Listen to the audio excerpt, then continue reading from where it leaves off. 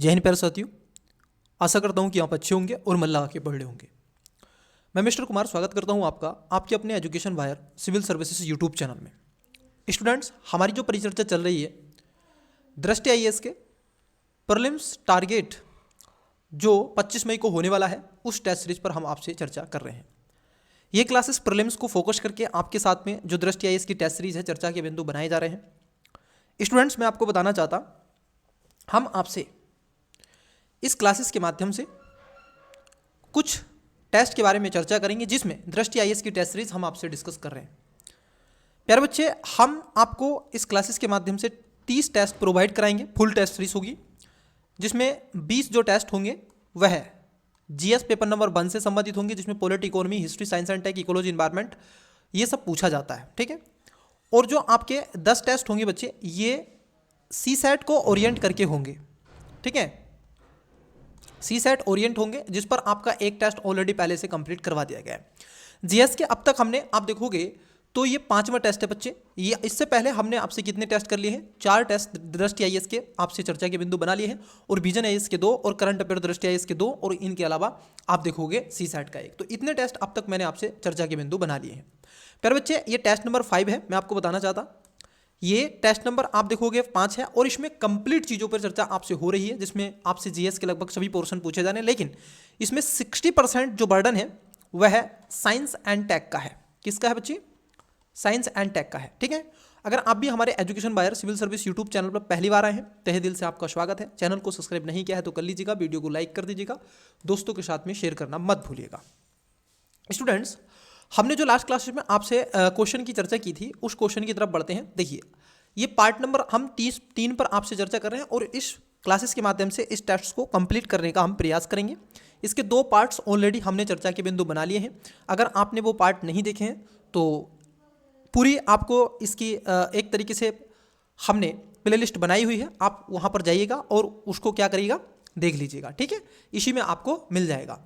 अगर जो भी स्टूडेंट्स इसकी पीडीएफ पाना चाहता है तो आप इसको लिंक टेलीग्राम का और इंस्टाग्राम का डिस्क्रिप्शन में दिया हुआ है, वहाँ पर जाइएगा, उसको क्लिक कीजिएगा, और जब आप क्लिक करोगे तो ओपन हो जाएगा। वहाँ पर जाकर के टेलीग्राम को क्या कर लेंगे, ज्वाइन कर लेंगे, और ज्वाइन करने के पश्चात आप क्या करेंगे बच्चे, आप वहाँ से पीडीएफ को डाउनलोड कर लेंगे। ठीक है। तो यहाँ पर हमने जो लास्ट क्वेश्चन आपसे चर्चा का बिंदु बनाया था, वो 60 नंबर का क्वेश्चन था। ठीक है, इसको मैंने आपसे डिस्कस कर लिया था। ये क्या आ गया भाई, इसको हटा देते हैं। चलिए, आइए पहला क्वेश्चन लेते हैं। आज की क्लासेस का पहला क्वेश्चन देखने का प्रयास करते हैं। तो क्वेश्चन नंबर है 61। आइए देखते हैं। सबसे पहले मैं आपको बताना चाहता कि देखिए, अब पहला क्वेश्चन क्या है आपका 61 नंबर, जान लेते हैं। देखिए क्या पूछे, थोड़ा फास्ट वे में करेंगे बच्चे। और न केवल मैं आपको बता दूं, हम इस टेस्ट सीरीज में न केवल आपसे क्वेश्चन का आंसर डिस्कस करते हैं, बल्कि पूर्ण रूप से हम आपसे मात्र 1 से, आप देखोगे 1.5 घंटे की क्लासेस में बच्चे, कितने में, 1 से 1.5 घंटे की क्लासेस में, सॉरी 1 सेकेंड रुकिएगा, मैं इसको थोड़ा सही से लिखता हूँ। 1 से 1.2 कह सकते हैं। ठीक है, 1 से आप देखोगे 1.5 घंटे की क्लास में मैं आपसे पूर्ण रूप से एनालिसिस करने का प्रयास करता हूं। तो चलिए, पहला क्वेश्चन आपकी स्क्रीन पर, आई होप आपको विजुअल और मेरी आवाज़ आपको ऑडिबल हो रही है।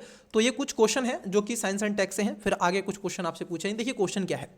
क्वेश्चन है आपका, हाल ही में बौद्धिक संपदा, आनुवंशिक संसाधनों और संबंधित पारंपरिक ज्ञान से संबंधित एक संधि संपन्न हुई है। अब ये चर्चाओं का बिंदु बनाया गया है कि अभी करंट में था। संधि के संदर्भ में निम्नलिखित में से कौन सा कथन सही है? देखिए 2 स्टेटमेंट है। पहला, ये कह रहे हैं इस संधि पर विश्व व्यापार संगठन मतलब कि WTO, वर्ल्ड ट्रेड ऑर्गेनाइजेशन की ट्रिप्स समझौते के तहत निर्धारित की गई थी। दूसरे स्टेटमेंट में कह रहे हैं कि संधि के तहत पेटेंट आवेदकों को अपने आविष्कारों में प्रयुक्त आनुवंशिक संसाधनों और संबंधित पारंपरिक ज्ञान के स्रोत तथा उत्पत्ति का खुलासा करना अनिवार्य है। नीचे दिए कूट का प्रयोग कर सही उत्तर चुनिए। ऑप्शन नंबर ए केवल 1, बी केवल 2, सी 1 और 2 दोनों, डी ना तो 1 नहीं 2। वीडियो को पोस्ट करें, करेक्ट आंसर देने का प्रयास करें। आइए जान लेते हैं इसका आंसर क्या होगा। देखिए, बौद्धिक संपदा अधिकार के बारे में आपसे पूछ रहा है। ठीक है, जो कि आपका आनुवंशिक संसाधनों से संबंधित था। पहला स्टेटमेंट यहाँ पर गलत हो जाएगा। क्यों गलत हो जाएगा, आप जरा इस क्विज को देखिए। देखिए, जो बौद्धिक संपदा आनुवंशिक संसाधनों से संबंधित जो वर्ल्ड, इसमें इंटेलेक्चुअल प्रॉपर्टी ऑर्गेनाइजेशन, मतलब कि ये WTO नहीं था, ये था WIPO के रूप में इसको रखा गया था, ना कि WTO। ठीक है, तो इसलिए आप देखोगे ये गलत हो जाएगा। भारत सहित ग्लोबल साउथ के लिए भी ये महत्वपूर्ण एक उपलब्धि है, ठीक है। तो पहला गलत है। दूसरा इस पे क्या हो जाएगा, आपका सही हो जाएगा। पहला गलत है, दूसरा सही है कि इस संधि के अनुसार पेटेंट आवेदकों को आनुवंशिक संसाधनों के मूल देश और उनके आविष्कार के इस्तेमाल किए गए पारंपरिक ज्ञान से जुड़े स्वदेशी समुदाय का खुलासा करना आवश्यक रूप से रखा गया।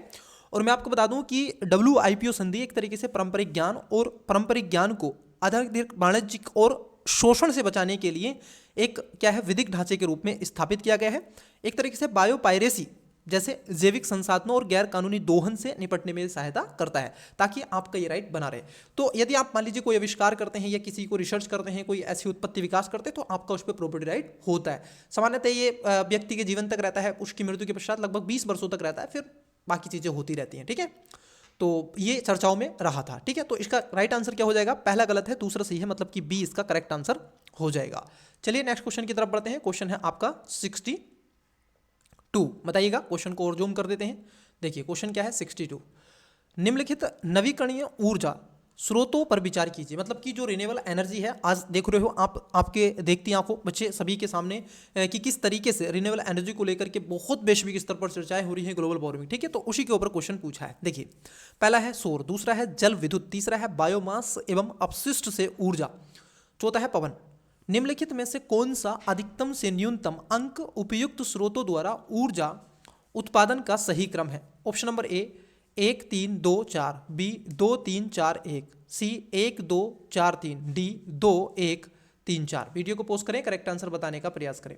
आई होप आपने इसका राइट आंसर दिया होगा। चलिए देखिए एक एक करके बात करेंगे। देखिए एक एक करके बात करेंगे। देखिए जरा यहाँ पर समझना है। देखो पहले स्थान पर अगर आप देखेंगे, देखो पहली बात तो कुल विद्युत उत्पादन क्षमता की बात कर लें तो कुल विद्युत उत्पादन क्षमता कितनी है, यह है आपकी 452.69 गीगावाट, ठीक है। ये आपकी टोटल है, ठीक है। वहीं अगर हम बात करते हैं जो नवीकरण ऊर्जा है उसकी कितनी है, वो लगभग आप देखोगे 46.3% के आसपास है। मतलब कि आप देखोगे 203.8 ये गीगावाट है, ठीक है। जिसमें क्या है, रिन्यूएबल एनर्जी, ये 6 है बच्चे, ठीक है, जो कि आपकी रिन्यूएबल एनर्जी है, ठीक है। कितना है 46.3%, मतलब कि आप कहेंगे 203.818%, ठीक है, गीगावाट। इसमें सबसे ज़्यादा आप देखोगे सौर ऊर्जा की। सौर ऊर्जा की कितनी है, सौर ऊर्जा की है 92.1 गीगावाट। वहीं जो जल विद्युत ऊर्जा की बात कर लें तो यहां पर जो जल विद्युत ऊर्जा की है उसमें आपको 46.93 गीगावाट्स। और पवन ऊर्जा की बात कर लें तो 47.72 गीगावाट। और बायोमास की अगर हम बात कर लें तो इस पर भी आपको अलग से देखने के लिए मिलेगा।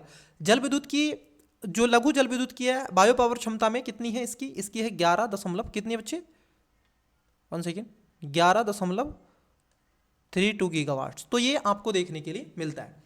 अब यहीं पे आपको बताना है कि सबसे ज़्यादा किसके। देखो अब इसको क्या करना है, अधिकतम से न्यूनतम की तरफ आपको चलना है। इन्होंने यही पूछा है ना, इन्होंने क्या पूछा है, इन्होंने कहा है कि सौर न्यूनतम का, ठीक है, अधिकतम से न्यूनतम की तरफ चलना है। तो चलिए देखिए सबसे पहले किसका आएगा, सौर ऊर्जा का आएगा, ठीक है। सबसे पहले आपका सौर ऊर्जा का आ जाएगा। सबसे पहले सौर ऊर्जा का मतलब कि या तो ये तो होगा नहीं, या तो ए होगा या सी होगा। वहीं दूसरे पे जल विद्युत का आ जाएगा। अब देखो यहाँ पर कह रहे हैं कि अगर पवन बायोमास से तो अधिक है, बायोमास से तो अधिक है, क्योंकि बायोमास तो आप देखोगे 5 पॉइंट कुछ है, ठीक है, जबकि यह है आपका है 47 पॉइंट कुछ है, ठीक है, 47 पॉइंट कुछ है। और ये पवन ऊर्जा का 46 पॉइंट कुछ है। तो सबसे पहले क्या आएगा, तो सबसे पहले 1 आ जाएगा, फिर 2 आ जाएगा, फिर आपका 4 आ जाएगा, फिर 3 आ जाएगा। तो मतलब कि इसका आंसर होगा सी, इसका राइट आंसर होगा। चलिए अगले क्वेश्चन की तरफ बढ़ते हैं, नेक्स्ट क्वेश्चन लेते हैं। देखिए क्वेश्चन बड़ा अच्छा है और बढ़िया क्वेश्चन है, बताइएगा आंसर इसका क्या हो जाएगा। देखिए क्वेश्चन क्या है, मैं इसको रफ कर देता हूं ताकि आपको क्वेश्चन पढ़ने में कोई दिक्कत ना हो। 63 में कह रहे हैं निम्नलिखित में से कौन once upon a monsoon times angry river and strangers in the night पुस्तकों का लेखक है? A Arundhati Roy, B Ruskin Bond, C R K Narayan और डी सलमान रुश्दी। वीडियो को पोस्ट करें, करेक्ट आंसर बताने का प्रयास करें।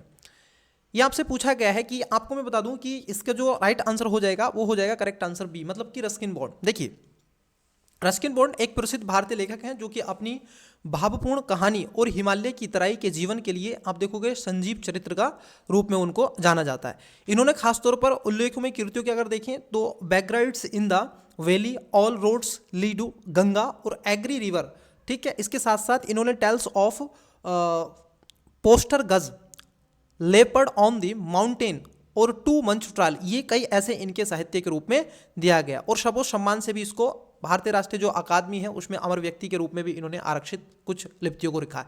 तो जो आपके रस्किन बॉन्ड है ये इसका करेक्ट आंसर हो जाएगा। चलिए अगले क्वेश्चन की तरफ बढ़ते हैं, नेक्स्ट क्वेश्चन लेते हैं। आइए क्वेश्चन क्या है देखने का प्रयास करते हैं। क्वेश्चन क्या है बच्चे, देखिए क्वेश्चन को देखते हैं। क्वेश्चन आपसे पूछा गया, आई होप आपको क्वेश्चन विजुअल हो रहा है। देखिए क्वेश्चन क्या है, Indian single sky harmonised air traffic management, मतलब कि आप देखोगे ईशान पहल के संदर्भ में निम्नलिखित कथनों पर विचार कीजिए। अब दो स्टेटमेंट है। पहला, इस पहल का उद्देश्य भारत के 4 हवाई क्षेत्रों को एक इकाई में एकीकृत करना है। नंबर 2, इस पहल के तहत नागपुर एकीकृत हवाई क्षेत्र का केंद्रीय केंद्र होगा। उपयुक्त कथनों में से कौन सा या से सही है या फिर है? ऑप्शन नंबर ए केवल 1, बी केवल 2, सी 1 और 2 दोनों, डी ना तो 1 नहीं 2। वीडियो को पोस्ट करें, करेक्ट आंसर बताने का प्रयास करें। आई होप आपने इसका राइट आंसर दिया होगा। देखिए पहले स्टेटमेंट को देखिए तो पहले स्टेटमेंट एकदम सही हो जाएगा कि इस पहल का मुख्य उद्देश्य यही रखा गया है कि भारत के 4 हवाई क्षेत्रों और एकीकृत उनको करना है। आपको बता दें कि इसमें 4 हवाई क्षेत्रों में खासतौर पर दिल्ली, मुंबई, कौन कौन से याद रखेंगे? दिल्ली,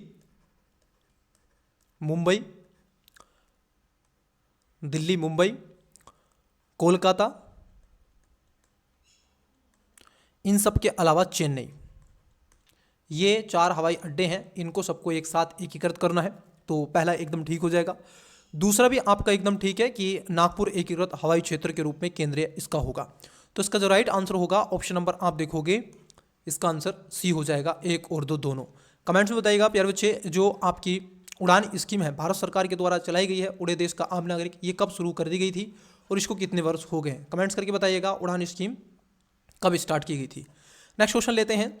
चंद्र ध्रुवीय अन्वेषण, मतलब कि आप देखो LUPX लुपिक्स परियोजना चंद्रमा की सतह पर जल और संसाधनों की खोज करना किसके बीच एक सहयोग है? ऑप्शन नंबर ए जैक्सा और इसरो, बी नासा और इसरो, सी यूरोपियन स्पेस एजेंसी और आप देखोगे चाइना की साइंस, डी इसरो और CNES। बताइएगा वीडियो को पोस्ट करके करेक्ट आंसर क्या हो जाएगा। आई होप आपने इसका राइट आंसर दिया होगा। चलिए एक एक करके बात करते हैं। देखिए आप देखोगे ये जो खासतौर पर परियोजना चलाई गई है कि चंद्र ध्रुवीय अन्वेषण को लेकर के, ये जाक्सा और इसरो के द्वारा इसको शुरू किया गया है। जाक्सा है जापान की, इसरो जो एजेंसी है, और NASA Indian space research organisation ये भारत की है। प्यारे बच्चे आपको बता दें कि लुपिक्स परियोजना एक पहल है जिसका उद्देश्य चंद्रमा पर जल और अन्य संसाधनों की खोज करना और चंद्रमा की सतह पर अन्वेषण को विशेषज्ञ रूप से लाया गया है।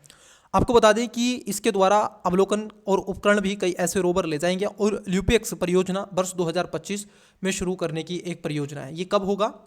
ये 2025 में शुरू होने की संभावना है, ठीक है। तो इसको थोड़ा सा क्या है आपको ध्यान में रखना है। और यूपीएससी ऐसे भी जो भाभी हैं उन चीज़ों को पूछने का प्रयास कर लेगा। सब पढ़ रहे हैं चंद्रयान 3, पता चले क्वेश्चन ये बन गया, तो इसको थोड़ा ध्यान में रखेंगे। चलिए, क्योंकि ये भी चंद्रमा से ही रिलेटेड है। क्वेश्चन नंबर लेते हैं 66। देखिए क्वेश्चन क्या है।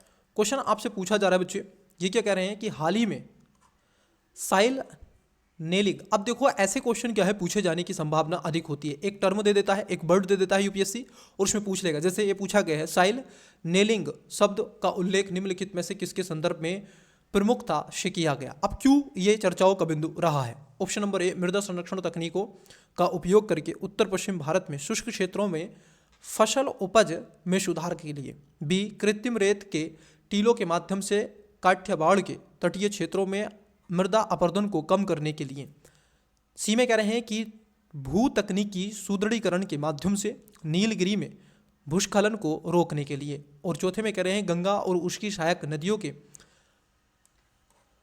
आसपास बाढ़ प्रवण क्षेत्रों में नदी तटों की संरचनात्मक स्थिरता को बढ़ाने के लिए। वीडियो को पोस्ट करें, करेक्ट आंसर बताने का प्रयास करें। क्वेश्चन नंबर 66, आई होप आपने इसका राइट आंसर दिया होगा। चलिए इसके करेक्ट आंसर की तरफ बढ़ते हैं। देखिए प्यारे बच्चे, अगर हम देखें जो आपकी साइल नेलिंग जो शब्द चर्चाओं में रहा है, तो ये खास तौर पर भू तकनीकी सुदृढ़ीकरण के माध्यम से नीलगिरी में जो भूस्खलन को रोकने के लिए रखा गया है। अभी आपने हाल ही में देखा होगा किस तरीके से नीलगिरी में जहाँ से राहुल गांधी भी खड़े हुए थे वायनाड में, ठीक है, आपने ये बड़े अच्छे से समझा होगा। वायनाड में किस तरीके से आप देखोगे वेस्टर्न घाट में, ये इस रीजन में, ठीक है, तो यहाँ इस रीजन में वायनाड में कैसे भूस्खलन आपको देखने को मिला और कई व्यक्तियों की वहाँ पर मृत्यु भी हुई। स्वयं देश के प्रधानमंत्री ने वहाँ का दौरा किया और आपने वो चित्र भी देखे होंगे जब प्राइम मिनिस्टर एक एरोप्लेन में बैठे हुए हैं, हवाई जहाज में, ठीक है, विमान में, और उसका पूरा सर्वे कर रहे हैं, देख रहे हैं। आपको बता दें कि एक तरीके से नाइल नेलिंग जो एक जियो टेक्निकल इंजीनियर तकनीकी है, जिसमें ढालों के स्थिर करने और भूस्खलन को रोकने के लिए मृदा में मजबूत तत्व जैसे कि स्टील बार को सम्मिलित करना है। इसका उद्देश्य क्या करना है, जहाँ पर भूस्खलन अधिक होती है तो वहाँ पर स्टील बार बनाए जाएंगे। क्या बनाए जाएंगे बच्चे? स्टील बार बनाए जाएंगे, जिससे कि आपने देखा होगा कभी आप पर्वत और पहाड़ी वाले दुर्गम क्षेत्रों में कभी टूरिज्म पे आप जाएंगे, टूर आप करेंगे जीवन का, या जब आप लवाशना जाएंगे, तो मैं वहाँ पे गया हुआ हूँ, तो मैंने वहाँ पर स्वयं देखा है। तो जो रास्ते होते हैं, जैसे ये रास्ता है और ये, तो यहाँ पर मान लीजिए ये पठार है, ये पर्वत है इधर, ठीक है, इस साइड में, और ये यहाँ पर मार्ग है, रास्ता है, तो यहाँ पे आपको क्या मिलेगा, एक जाली लगी हुई मिलेगी, ताकि इधर से भूस्खलन रोका जा सके। क्योंकि आप यहाँ से मान लीजिए इसको हटा देंगे तो यहाँ से मिट्टी आगे हट जाएगी, और जिसके चलते ऊपर से भूस्खलन होने की संभावना होती है। तो इससे क्या करना है, ये जो आपका साइल नेलिंग है, तो इसके माध्यम से आपको क्या करनी है, स्टील की बार बनानी है। तो ये एक तरीके से नीलगिरी में भूस्खलन को रोकने के लिए चलाई गई एक तकनीकी है। इट्स क्लियर है नो? चलिए अगले क्वेश्चन की तरफ बढ़ते हैं, नेक्स्ट क्वेश्चन लेते हैं। क्वेश्चन है आपका 67, इस क्लास का 7वां क्वेश्चन। निम्नलिखित में से कौन सा, अब देखिए यहाँ पर भी एक शब्द दे के रखा है कि प्रबल सो झंझावातों का परिणाम है। अब ये ज्योग्राफी से क्वेश्चन है, झंझावात आपने पढ़ा होगा। चलिए, पहला है रेडियो संचार को बाधित होना, मतलब कि क्या इससे प्रबल और जो शोर आपके झंझावात होते हैं इससे रेडियो संचार में बाधित हो जाता है। नंबर 2, उपग्रह या अंतरिक्ष यान पर प्रभाव। और तीसरा है गतिमान प्रकाश पुंज। नीचे दिए कूट का प्रयोग कर सही उत्तर चुनिए। ऑप्शन नंबर 1 केवल 1, बी केवल 2 और 1 और 2, सी 2 और 3, डी 1, 2 और 3। वीडियो को पॉज करें, करेक्ट आंसर बताने का प्रयास करें। आई होप आपने इसका करेक्ट आंसर दिया होगा। चलिए एक एक करके बात करते हैं। देखिए, जो आपका प्रबल शोर झंझावात की बात कर लें तो प्यारे बच्चे, ये एक क्या है, एक तूफान होता है। क्या होता है? ये एक तूफान होता है।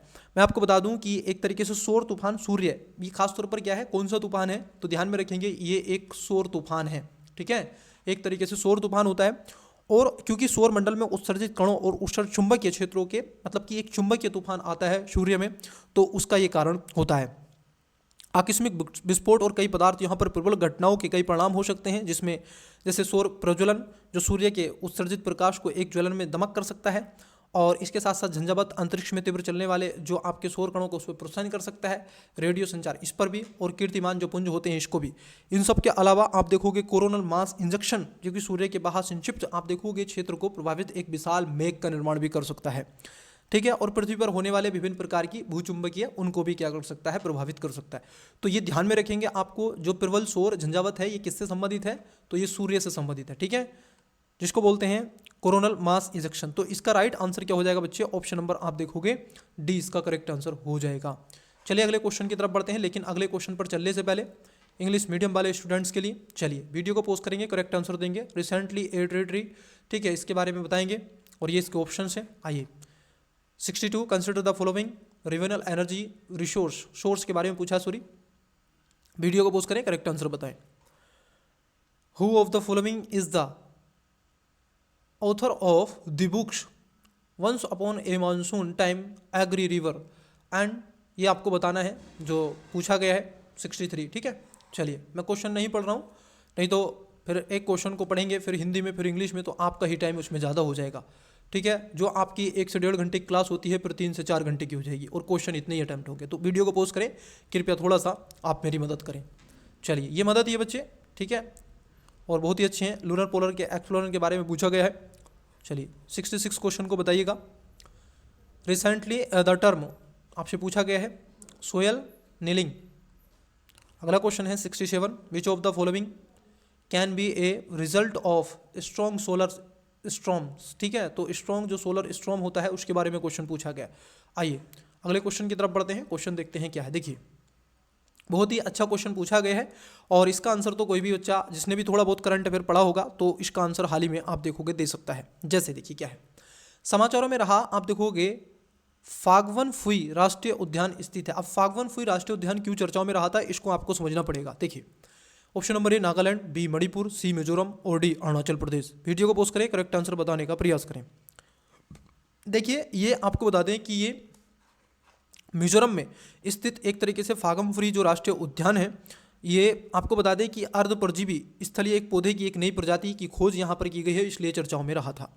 मैं आपको बता दूं कि इस पौधे में पूर्ण विकसित मूल रूप से तंत्र अभाव होता है और यह जल और खनिजों के लिए अन्य पौधों पर निर्भर रहते हैं। यद्यपि ये अपना आहार स्वयं बनाने के लिए प्रकाश संश्लेषण भी करते हैं, तो इसको थोड़ा सा ध्यान में रखना है क्योंकि यह प्रजाति एक तरीके से फागवी जो आपका राष्ट्रीय उद्यान में पाई गई थी और इसका नाम आप देखोगे क्या रखा गया है, लूस होरियम। मिजोरम की लुइस जनजाति ने रखा है, ठीक है, तो लुइस होरियम इसका नाम रखा गया है। तो इसका क्या आंसर हो जाएगा बच्चे, सी इसका करेक्ट आंसर हो जाएगा। 1 सेकेंड रुकिएगा।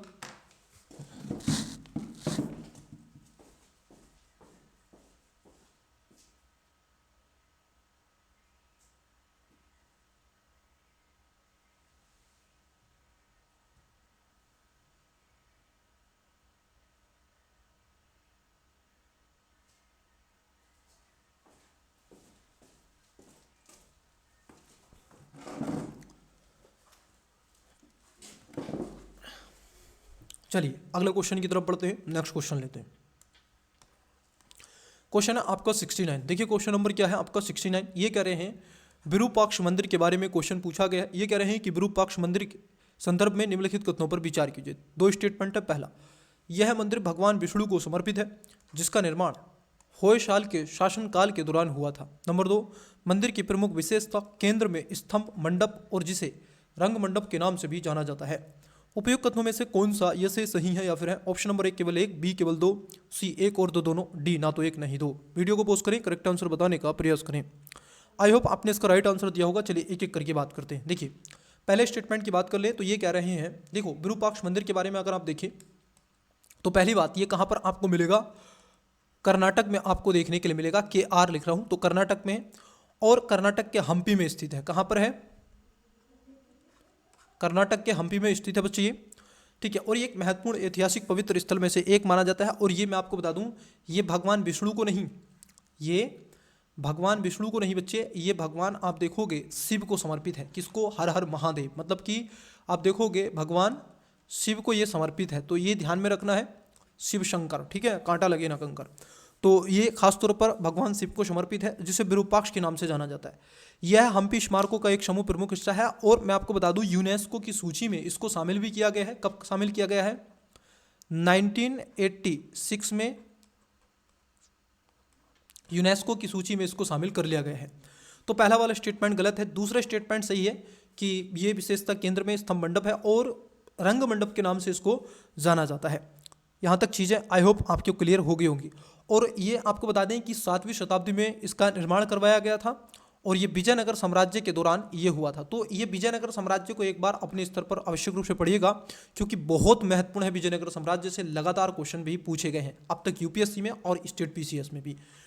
बच्चे एक बड़े दुखद की बात तो ये है कि बिहार पीसीएस का जो आप देखिएगा एग्ज़ाम है ये लीक हो गया और नहीं होना चाहिए, जो कि बच्चों के साथ में ये, ठीक है, पिछले कुछ 1 साल से ऐसा आप देखोगे मोनोपोली, या मैं कहूँगा इतना भद्र, मतलब कि ऐसी सरकार को स्वयं में इस्तीफा दे देना चाहिए या फिर प्रशासन पता नहीं क्या कर रहा है कि महोदय एक पेपर आप एग्ज़ाम नहीं सही से करवा सकते और बच्चे दिन रात मेहनत करते हैं, 1 वर्ष मेहनत करते हैं।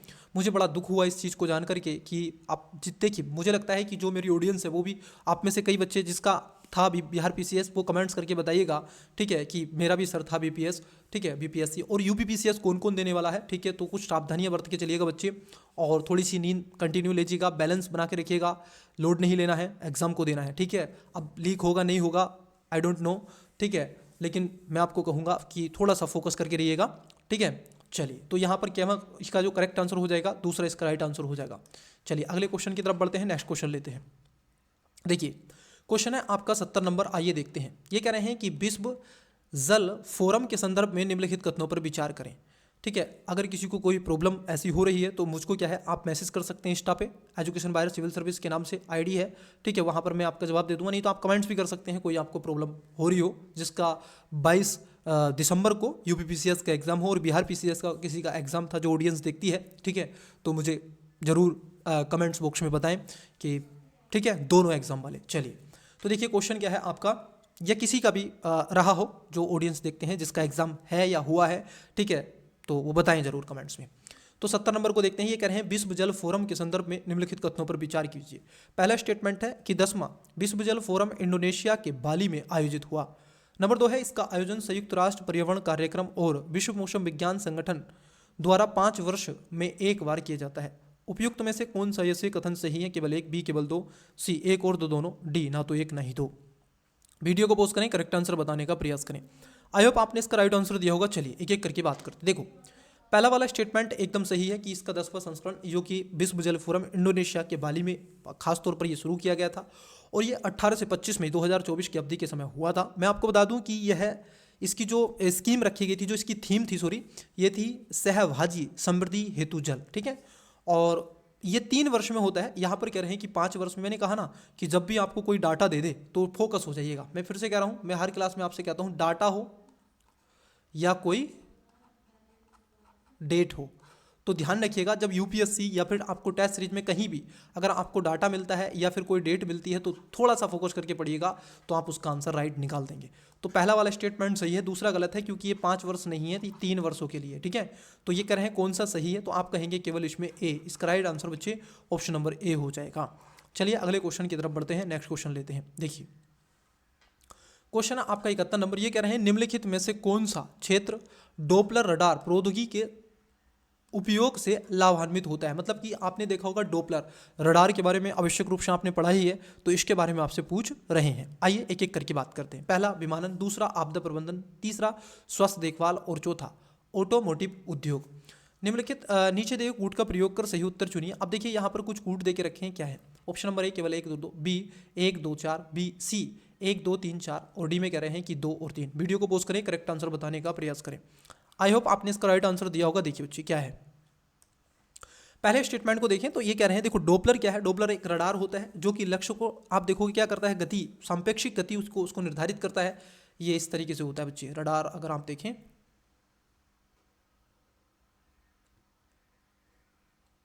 ये इस तरीके से रडार लगाया गया होता है और ये इससे क्या है, यहाँ पर इसकी किरणें आती हैं, ठीक है, ये काम करता है।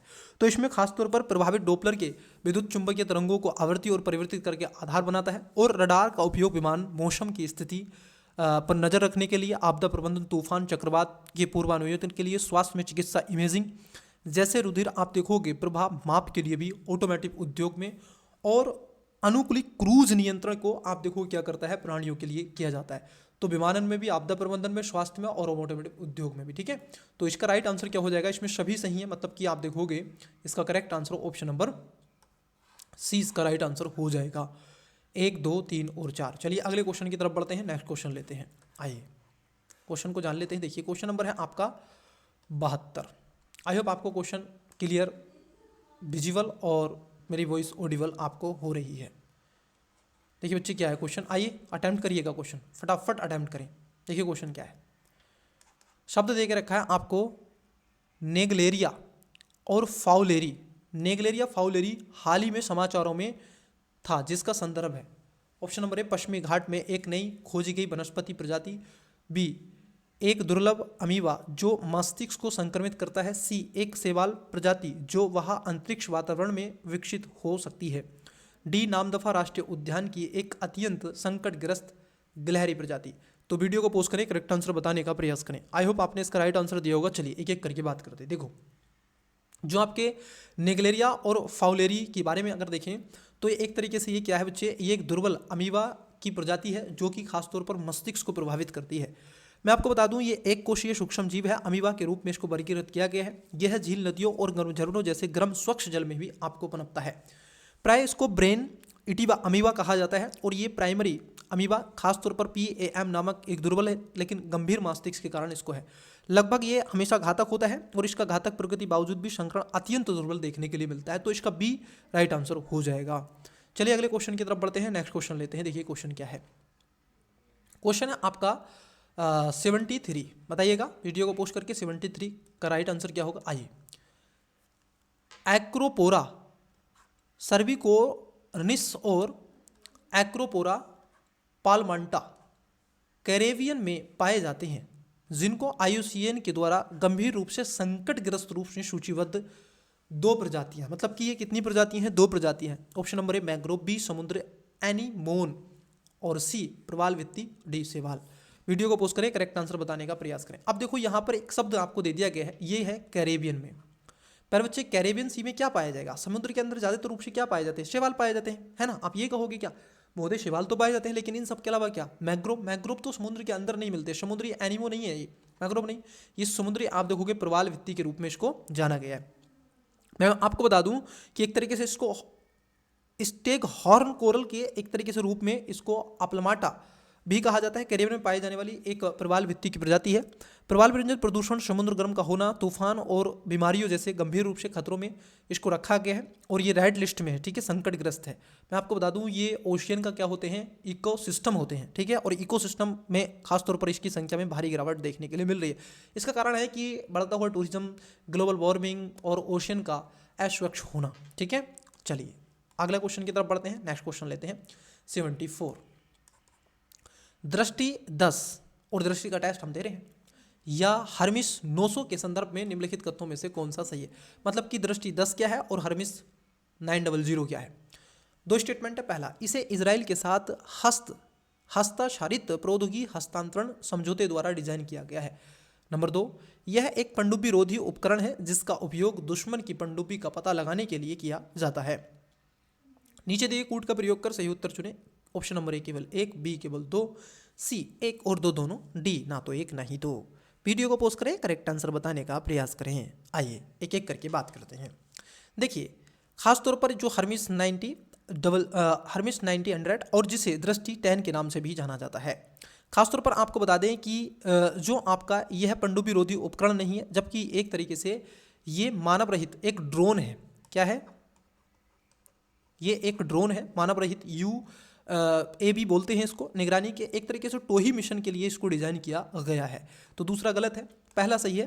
पहला इसलिए सही है क्योंकि आप देखोगे अडानी डिफेंस ने और भारत के ड्रोन बनाने वाली प्रौद्योगिकी के लिए इसको इजराइल फर्म एलविट के साथ में एक समझौते पर हस्ताक्षर किए गए हैं और ये खासतौर पर बनाया जा रहा है। तो पहला सही है। इसका राइट आंसर क्या हो जाएगा? ऑप्शन नंबर आप देखोगे ए इसका करेक्ट आंसर हो जाएगा, क्योंकि भारतीय सेना और नौसेना अडानी डिफेंस सिस्टम द्वारा ही की जाती है, तो इसको और ज़्यादा बढ़ावा देने के लिए तैयार किया जा रहा है। आपको बता दें कि भारतीय सेना और नौसेना इन ड्रोनों का उपयोग सीमाओं और समुद्री सीमाओं, विशेषकर पाकिस्तान सीमा और खुले समुद्र की निगरानी के लिए करती है। ठीक है, कोर्स के आप देखोगे हर्मिस 900 का। चलिए अगले क्वेश्चन की तरफ बढ़ते हैं, नेक्स्ट क्वेश्चन लेते हैं। देखिए क्वेश्चन क्या है। क्वेश्चन नंबर है आपका 75। देखिए क्वेश्चन क्या है बच्चे। क्वेश्चन आपका निम्नलिखित युगों पर विचार कीजिए। अब कुछ क्षेत्र देखे रखे हैं, चर्चा में रहने के कारण क्या है, आइए एक एक करके बात करेंगे। देखिए पहला है आपका दारफुर क्षेत्र। अब देखो लास्ट 2024 और 2023 में ऐसे ही क्वेश्चन पूछे थे और यूपीएससी ने यही क्वेश्चन पूछे थे, ऐसे मैच द फॉलोइंग वाले। ठीक है, तो चलिए उसी के ऊपर दृष्टि ने भी क्वेश्चन बना दिया है। अब देखिए क्वेश्चन क्या है, आइए ये कह रहे हैं दारफुर क्षेत्र जैसे सूडान में जातीय संघर्ष और मानवीय संकट के रूप में जाना जाता है, ये आपको बताना है। इन सब के अलावा दूसरे में कह रहे हैं अटाकामा मरुस्थल, ये चिली में भीषण सूखा और लिथियम निष्करण के लिए। तीसरे में कह रहे हैं माउंट एरेबस अंटार्कटिका में क्षयक्रिय ज्वालामुखी। और चौथे में कह रहे हैं सेगेन क्षेत्र यूक्रेन और रूस के बीच विवादित क्षेत्र है। अब पूछा जा रहा है उपयुक्त में से कितने सही सुमेलित है। अब देखो यहां पर एलिमेंट मेथड काम आपका करेगा। ठीक है, ऑप्शन नंबर ए केवल 1 और 2, बी केवल 2 3 2 1 2 और 3, सी 2 3 और 4, डी 1 2 3 और 4। वीडियो को पोस्ट करें, करेक्ट आंसर बताएं। चलिए एक एक स्टेटमेंट को देखते हैं, पहले क्षेत्र को देखते हैं। ये जो कह रहे हैं देखो पहले वाले स्टेटमेंट की बात कर लें तो ये खासतौर पर जो दाराफुर क्षेत्र है, ये आप कहेंगे एक तरीके से ये जातीय हिंसा, लोगों का विस्थापन सूडान के क्षेत्र में एक लंबे समय से चला आ रहा मानवीय संकट है और ये खबरों में बना हुआ है। तो पहला स्टेटमेंट क्या हो जाएगा, यहाँ पर आपका सही हो जाएगा। वहीं अगर हम दूसरे क्षेत्र की बात कर लें दूसरे क्षेत्र की बात कर ले कि ये कह रहा है अटाकामा मरुस्थल। देखो अटाकामा जो मरुस्थल है ये चिली में आपको मिलेगा और भीषण यहाँ पर सूखा पड़ा है, एक डिजर्ट है सर ये। और लिथियम निष्कर्ष के लिए भी ये जाना जाता है क्योंकि यहाँ पर लिथियम का एक ट्रेंगल भी आपको मिलता है, ठीक है। तो यहाँ पर एक तरीके से ये अक्षय ऊर्जा भी होती है लिथियम, ठीक है। तो ये भी आपका सही हो जाएगा। वहीं आप देखोगे तीसरे स्टेटमेंट की बात कर ले, माउंट एरेबस, ये भी अंटार्कटिका में एक सक्रिय ज्वालामुखी है और लगातार ये भी चर्चाओं में है। एक अनूठी आप देखोगे लावा झील प्रतिकूल वातावरण और ज्वालामुखी गतिविधियों को समझने के लिए इसके प्रभाव से चल रहे वैज्ञानिक अध्ययनों के लिए इसको ध्यान आकर्षित करने का प्रयास किया है, तो इसका ये भी ठीक है। वहीं आप देखोगे चौथे स्टेटमेंट की बात कर ले, ये कह रहे हैं कि शेगेन जो क्षेत्र है ये एक तरीके से यूक्रेन और रूस के बीच में विवादित क्षेत्र नहीं है, बल्कि जो शेगेन क्षेत्र है अगर आप देखोगे तो ये यूरोपीय देशों में शामिल एक आंतरिक व्यापार मुक्त आवागमन को अनुमति देता है, ठीक है। तो शेगेन इसकी बात करता है, ना कि यूक्रेन और रशिया के बीच में चले आ रहा एक क्षेत्र है। आपको बता दें ये यूरोपीय संघ के देशों के सदस्य हैं और अपवाद में आयरलैंड और साइप्रस अभी तक इसका सदस्य नहीं है।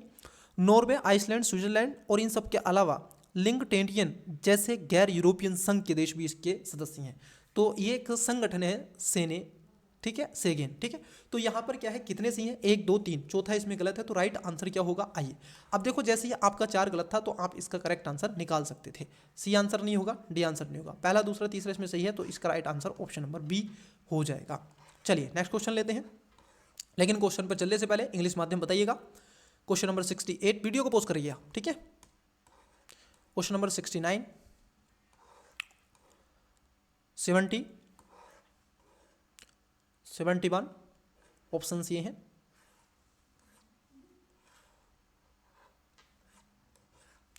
सेवेंटी 72, हिंदी वाले बच्चे भी चाहे तो आप वीडियो को पोस्ट करके इसका आंसर दे सकते हैं इंग्लिश में और दिया कीजिएगा। देखिए क्योंकि इंग्लिश में पढ़ने से आपकी इंग्लिश थोड़ी सी इंप्रूव होती है और आपको पता चलता है कुछ शब्दावली के बारे में, ठीक है। With reference to the Drishti 10 और Hermes 900, which of the following statement is are correct. Consider the following statement, reason है, reason for winning in news क्यों चर्चाओं में रहे थे। चलिए ये इसके ऑप्शंस। आइए अगला क्वेश्चन देखते हैं। क्वेश्चन है आपका बच्चे 76, देखिए क्या क्वेश्चन है। ये कह रहे हैं आपसे सक्सघाम घाटी के संदर्भ में निम्नलिखित कथनों पर विचार कीजिए। सक्साम घाटी आपसे पूछी जा रही है। अब ये क्या कह रहे हैं, देखिए इन्होंने कहा है कि यह ट्रांस काराकोरम हिमालय का एक भाग है। नंबर 2, सिंधु नदी इस घाटी से होकर गुजरती है। आपने बहुत माजिद हुसैन पढ़ा होगा, दृष्टि की क्विक रिवीजन पढ़ी होगी, आपने एनसीईआरटी पढ़ी होगी 7 से 11 या 12 तक की, तो आपने कभी भी आप देखोगे सिंधु घाटी इससे गुजरती है ऐसा कभी नहीं पढ़ा होगा। ये मैं इस बात की गारंटी ले सकता हूँ, ठीक है, क्योंकि मैंने भी पढ़ा अपने स्तर पर, तो जब मैं तैयारी में था तो मुझे भी पता है, ठीक है। तो ये कह रहे हैं उपयुक्त में से सा या से सही है, ठीक है। केवल एक, बी केवल 2, सी 1 और 2 दोनों, डी ना तो 1 नहीं 2। देखो ये खास तौर पर ट्रांस काराकोरम हिमालय का तो एक भाग है, ये बात एकदम सही है, क्योंकि चीन के निर्माण प्रयासों में एक तरीके से कड़ा विरोध जताया गया है और दावा किया गया है कि वहाँ स्थित एक तरीके से बदलने में अवैध प्रयास भी हो रहे हैं। और आपका जो सक्स घाटी जिसे ट्रांस काराकोरम गलियारे के रूप में भी जाना जाता है, पाकिस्तान के अधिकार जो कि पीओके वाला क्षेत्र है, ठीक है, इसमें आप देखोगे एक हुंजा गिलगित क्षेत्र का हिस्सा है, ठीक है। तो ये विवादित क्षेत्र भी रहता है, ठीक है, और पाकिस्तान के पर की ये नियंत्रण में भी है। और 1963 का आपको पता ही है, चीन पाकिस्तान के समझौते के हस्ताक्षर भी इस पे हुए हैं, ठीक है। तो इसको भी थोड़ा सा आपको ध्यान में रखना है। इन सब के अलावा अगर आप देखोगे दूसरे स्टेटमेंट की बात कर ले तो दूसरा गलत है, ठीक है, सिंधु नदी घाटी इससे होकर के नहीं गुजरती है। इट्स क्लियर है नो। चलिए अगले क्वेश्चन की तरफ बढ़ते हैं। तो इसका राइट आंसर क्या हो जाएगा, दूसरा गलत है, पहला सही है, तो ए इसका करेक्ट आंसर हो जाएगा। आइए अगला क्वेश्चन देखते हैं। क्वेश्चन है आपका 77। देखिए क्वेश्चन क्या है, पहले क्वेश्चन देखते हैं फिर ऑप्शंस। निम्नलिखित कथनों पर विचार कीजिए। पहला है देखिए 46वीं अंटार्कटिका संधि आप देखोगे परामर्शदात्री बैठक ATCM कोच्चि केरल में आयोजित की गई। नंबर 2, भारत अंटार्कटिक संधि के संस्थापक सदस्यों में से एक था। 3, वर्तमान में भारत के अंटार्कटिक क्षेत्र में 2 अनुसंधान केंद्र भारतीय और मैत्री कार्यरत हैं, ठीक है, दक्षिण गंगोत्री भी है एक, ठीक है। तो उपयुक्त कथनों में से कौन सा ये से सही है या फिर है। ऑप्शन नंबर ए केवल 1, बी केवल 2 और 3, सी 1 और 3, डी 1 2 और 3। वीडियो को पोस्ट करें, करेक्ट आंसर बताने का प्रयास करें। आई होप आपने इसका राइट आंसर दिया होगा। चलिए एक एक करके बात करते हैं। देखिए बच्चे यहाँ पर अगर हम देखिए पहले वाले की बात कर ले तो ये सही है। 46वीं जो अंटार्कटिक संधि है, ठीक है, ये खास तौर पर कोच्चि केरल में आयोजित की गई है और इसमें कोई दोहरागिरी नहीं है, तो पहली वाली बात आपकी ठीक हो जाएगी। वहीं अगर हम देखें दूसरा स्टेटमेंट गलत है क्योंकि भारत इसके संस्थापक सदस्यों में नहीं है। क्योंकि देखो अगर इसके संस्थापक की बात कर ले तो इसकी स्थापना 1 दिसंबर ही चल रहा है, 1 दिसंबर 1959 को ये हुई थी। और भारत जो इसमें सदस्य शामिल हुआ था, मैं आपको बता दें तो भारत ने लगभग आप देखोगे ये 1983 में इसमें शामिल हुआ था। 1983 में भारत ने इसमें क्या था, पार्टिसिपेट किया था। तो ये आपको क्या है ध्यान में रखना है। इट्स क्लियर है नो। तो दूसरा गलत है। अब देखो जहां 2 है वो कट कर दो। तीसरा सही है कि वर्तमान में भारतीय, और आप देखोगे मैत्री 2 भी भारत का जाने वाला है, ऐसे उम्मीद जताई जा रही है और ये खबरें भी मिल रही हैं कि मैत्री 2 भी, और दक्षिण गंगोत्री भी आप देखोगे कार्यरत था, लेकिन अभी वो फिलहाल नहीं है। एक बार क्या करेंगे, आपके रूम के अंदर जो भी बिगनर एस्पिरेंट्स है और सीरियस एस्पिरेंट्स हैं उनके पास में वर्ल्ड मैप आवश्यक होगा। और वर्ल्ड मैप आवश्यक होगा तो आप जब अंटार्कटिका वाले क्षेत्र को देखेंगे, तो वहां पर आपको जैसे ये है ना, तो यहाँ पे आपको यहाँ पे लिखा हुआ मिलेगा भारतीय गंगोत्री, ये ऐसे दक्षिण गंगोत्री, ठीक है। तो उसको एक बार देख लीजिएगा, उसको मार्क कर लीजिएगा बच्चे, क्योंकि वहाँ से आपको बहुत ज़्यादा हेल्प मिल जाएगी, ठीक है। क्योंकि आप उसको देखेंगे ना तो आपको एक अजीब सा लगेगा कि हाँ सच में सर। तो देखो यहाँ पर दूसरा गलत है, तीसरा सही है, तो 1 और 3 सही हो जाएगा। तो राइट आंसर क्या होना चाहिए, अब एलिमेंट मेथड आप यूज कर सकते हैं। दूसरा गलत है तो आंसर बी नहीं होगा, आंसर डी नहीं होगा। 1 और 3 इसका राइट आंसर है, मतलब कि सी। चलिए अगले क्वेश्चन की तरफ बढ़ते हैं। नेक्स्ट देखिए क्वेश्चन क्या है। क्वेश्चन है आपका 78। ये कह रहे हैं ड्रिप प्राइसिंग पद चर्चा में बना हुआ है, इसका तात्पर्य है। अब देखो जो आपका ड्रिप प्राइसिंग जो पद है ये चर्चाओं में क्यों बना रहा है और इसका क्या उपयोग हो सकता है। अब यहाँ पर देख रखा है किसी पद या फिर सेवा की संपूर्ण मूल्य का विज्ञापन पहले ही कर देना। नंबर 2, प्रारंभ में मूल्य का केवल एक हिस्सा प्रदर्शित किया जाता है, जैसे जैसे ग्राहक क्रय प्रक्रिया के माध्यम से आगे बढ़ता है इसके अतिरिक्त शुल्क का ज्ञात होता है। नंबर सी में कह रहे हैं, ऑप्शन नंबर सी, ये क्रय प्रक्रिया के विभिन्न चरणों में छूट या प्रमोशन की पेशकश करना है। डी, ग्राहक की आप देखोगे वफादारी या फिर बार बार खरीदी के आधार पर मूल्यों को कम करना। बताइएगा ड्रिप प्राइसिंग क्या है, इसके बारे में आपसे पूछा गया और अच्छा क्वेश्चन है ये इकोनॉमी का, मुझे लगता है, ठीक है। बताइएगा। देखिए बच्चे अगर हम देखें तो इसका करेक्ट आंसर क्या हो जाएगा, ये राइट आंसर होगा ऑप्शन नंबर बी, क्योंकि खास तौर पर ये प्रारंभ में मूल्य का केवल एक ही हिस्सा प्रदर्शित किया जाता है, जैसे जैसे ग्राहक क्रय प्रक्रिया के माध्यम से आगे बढ़ता है उसके अतिरिक्त शुल्क को ज्ञात होता है। ये बात एकदम सही है। और इसका उपयोग आमतौर पर आप देखोगे हॉस्पिटलिटी या फिर ट्रेवल जैसे उद्योगों में किया जाता है। यहाँ प्रारंभ मूल्यों में बुकिंग शुल्क या फिर वस्तु शुल्क जैसे अनिवार्य शुल्क शामिल नहीं है। तो इसका राइट आंसर क्या हो जाएगा, ऑप्शन नंबर बी इसका करेक्ट आंसर हो जाएगा। चलिए नेक्स्ट क्वेश्चन लेते हैं। 79 क्वेश्चन देखिए क्या है। ये कह रहा है सुपरसोनिक मिसाइल जिसको आप देखोगे असिस्टेंड रिलीज ऑफ टारपिंडो, मतलब कि स्मार्ट प्रणाली के संदर्भ में निम्नलिखित कथनों पर विचार कीजिए, ठीक है। इसको बोलते हैं, एस से है सुपरसोनिक, एम से है मिसाइल, ए से है आपका असिस्टेंट, आर से है रिलीज ऑफ टारपिंडो, टी से, ठीक है। तो ये पूछ रहे हैं इसके बारे में, ठीक है, स्मार्ट के बारे में। पहला स्टेटमेंट है यह है डीआरडीओ द्वारा विकसित नेक्स्ट जनरेशन मिसाइल आधारित हल्के विमान वाली टारपिंडो डिलीवरी प्रणाली है। दूसरे में कह रहे हैं आपसे, नेक्स्ट स्टेटमेंट में कह रहे हैं कि ये मिसाइल है मैक 5, समझना मैक 5 मतलब कि मैक मानी होता है कि जो वायु की गति है उसकी गति से 5 गुना अधिक, मैक मतलब कि 5 गुना, ठीक है। ये मिसाइल मैक 5 से अधिक लेकिन 10 मैक की गति की तुलना में कम गति से यात्रा कर सकती है। सुपरसोनिक मिसाइलें कहलाती हैं। तो बताइएगा सुपरसोनिक होती हैं या फिर सबसोनिक होती हैं। उपयुक्त में से कौन सा या से सही है या फिर है, ऑप्शन नंबर ए केवल 1, बी केवल 2, सी 1 और 2 दोनों, डी ना तो 1 ना ही 2। वीडियो को पोस्ट करें, करेक्ट आंसर बताने का प्रयास करें। आई होप आपने इसका राइट आंसर दिया होगा। चलिए देखिए पहले वाले स्टेटमेंट की तरफ बढ़ते हैं। पहला वाला स्टेटमेंट क्या कहता है, देखो पहला वाला स्टेटमेंट इसमें एकदम सही बात बोल रहा है कि जो सुपरसोनिक मिसाइल की बात यहाँ पर की जा रही है बच्चे, अगर आप इस चीज़ को देखें तो पहला स्टेटमेंट एकदम राइट है। देखिए ये कह रहे हैं यह डीआरडीओ द्वारा आप देखोगे विकसित नेक्स्ट जनरेशन बिल्कुल मिसाइल को हल्के विमान वाली, ठीक है, टारपिंडो वाली हल्के डिलीवरी के रूप में इसको विकसित किया जा रहा है। और खासतौर पर सुपरसोनिक मिसाइल जो आपका स्मार्ट है ये उड़ीसा तट के निकट एक तरीके से डॉक्टर एपीजे अब्दुल कलाम द्वीप के निकट सफलतापूर्वक इसका उड़ान का परीक्षण किया गया था। और इसमें सबमरीन एक तरीके से वारफेयर के रूप में भी क्षमताओं को आगे बढ़ाना है, नौसेना के एंटी, ठीक है, सबमरीन, और डीआरडीओ ने इसमें बहुत ज़्यादा पार्टिसिपेट किया। हल्के उन्नत किस्म की ये डिलीवरी कर रहा है, ठीक है, डीआरडीओ। तो पहला स्टेटमेंट तो सही है, परंतु दूसरे स्टेटमेंट को देखें, यहाँ पर पूरा ही इन्होंने क्या है इसको बदल दिया है। ये क्या कर रहे हैं, देखो ये कह रहे हैं ये मिसाइलें 5 मैक से अधिक नहीं महोदय, ये 5 से नहीं, ये 1 से 5 मैक तक की गति के लिए जाने जाते हैं। पहली बात ध्यान रखना, क्योंकि कोई भी मिसाइल जो कि 5 या फिर ध्वनि की 5 गुना गति से अधिक यात्रा कर सकती है उसे हाइपरसोनिक मिसाइल कहते हैं। ध्यान रखना, जो 5 से अधिक जाएगा तो उसको क्या कहते हैं, हाइपरसोनिक। ठीक है, इसको हाइपरसोनिक बोलते हैं, ना कि सुपरसोनिक बोलते हैं। देखो, एक होता है सबसोनिक, एक होता है सुपरसोनिक, एक होता है सोनिक। सोनिक, सबसोनिक, सुपरसोनिक और हाइपरसोनिक। हाइपरसोनिक 5 से अधिक चला जाएगा उसको हम कहेंगे। तो सुपरसोनिक मिसाइल एक प्रकार की मिसाइल है जो ध्वनि की गति से तेज होती है, जो कि लगभग 1 से 5 मैक के रूप में होती है। ठीक है, तो इसको ध्यान में रखना है। तो दूसरा यहाँ पर बच्चे क्या है, गलत है। ठीक है, ये हाइपरसोनिक मिसाइल होती है 10 से ज़्यादा, ना कि आपकी सुपरसोनिक। तो ध्यान में रखेंगे।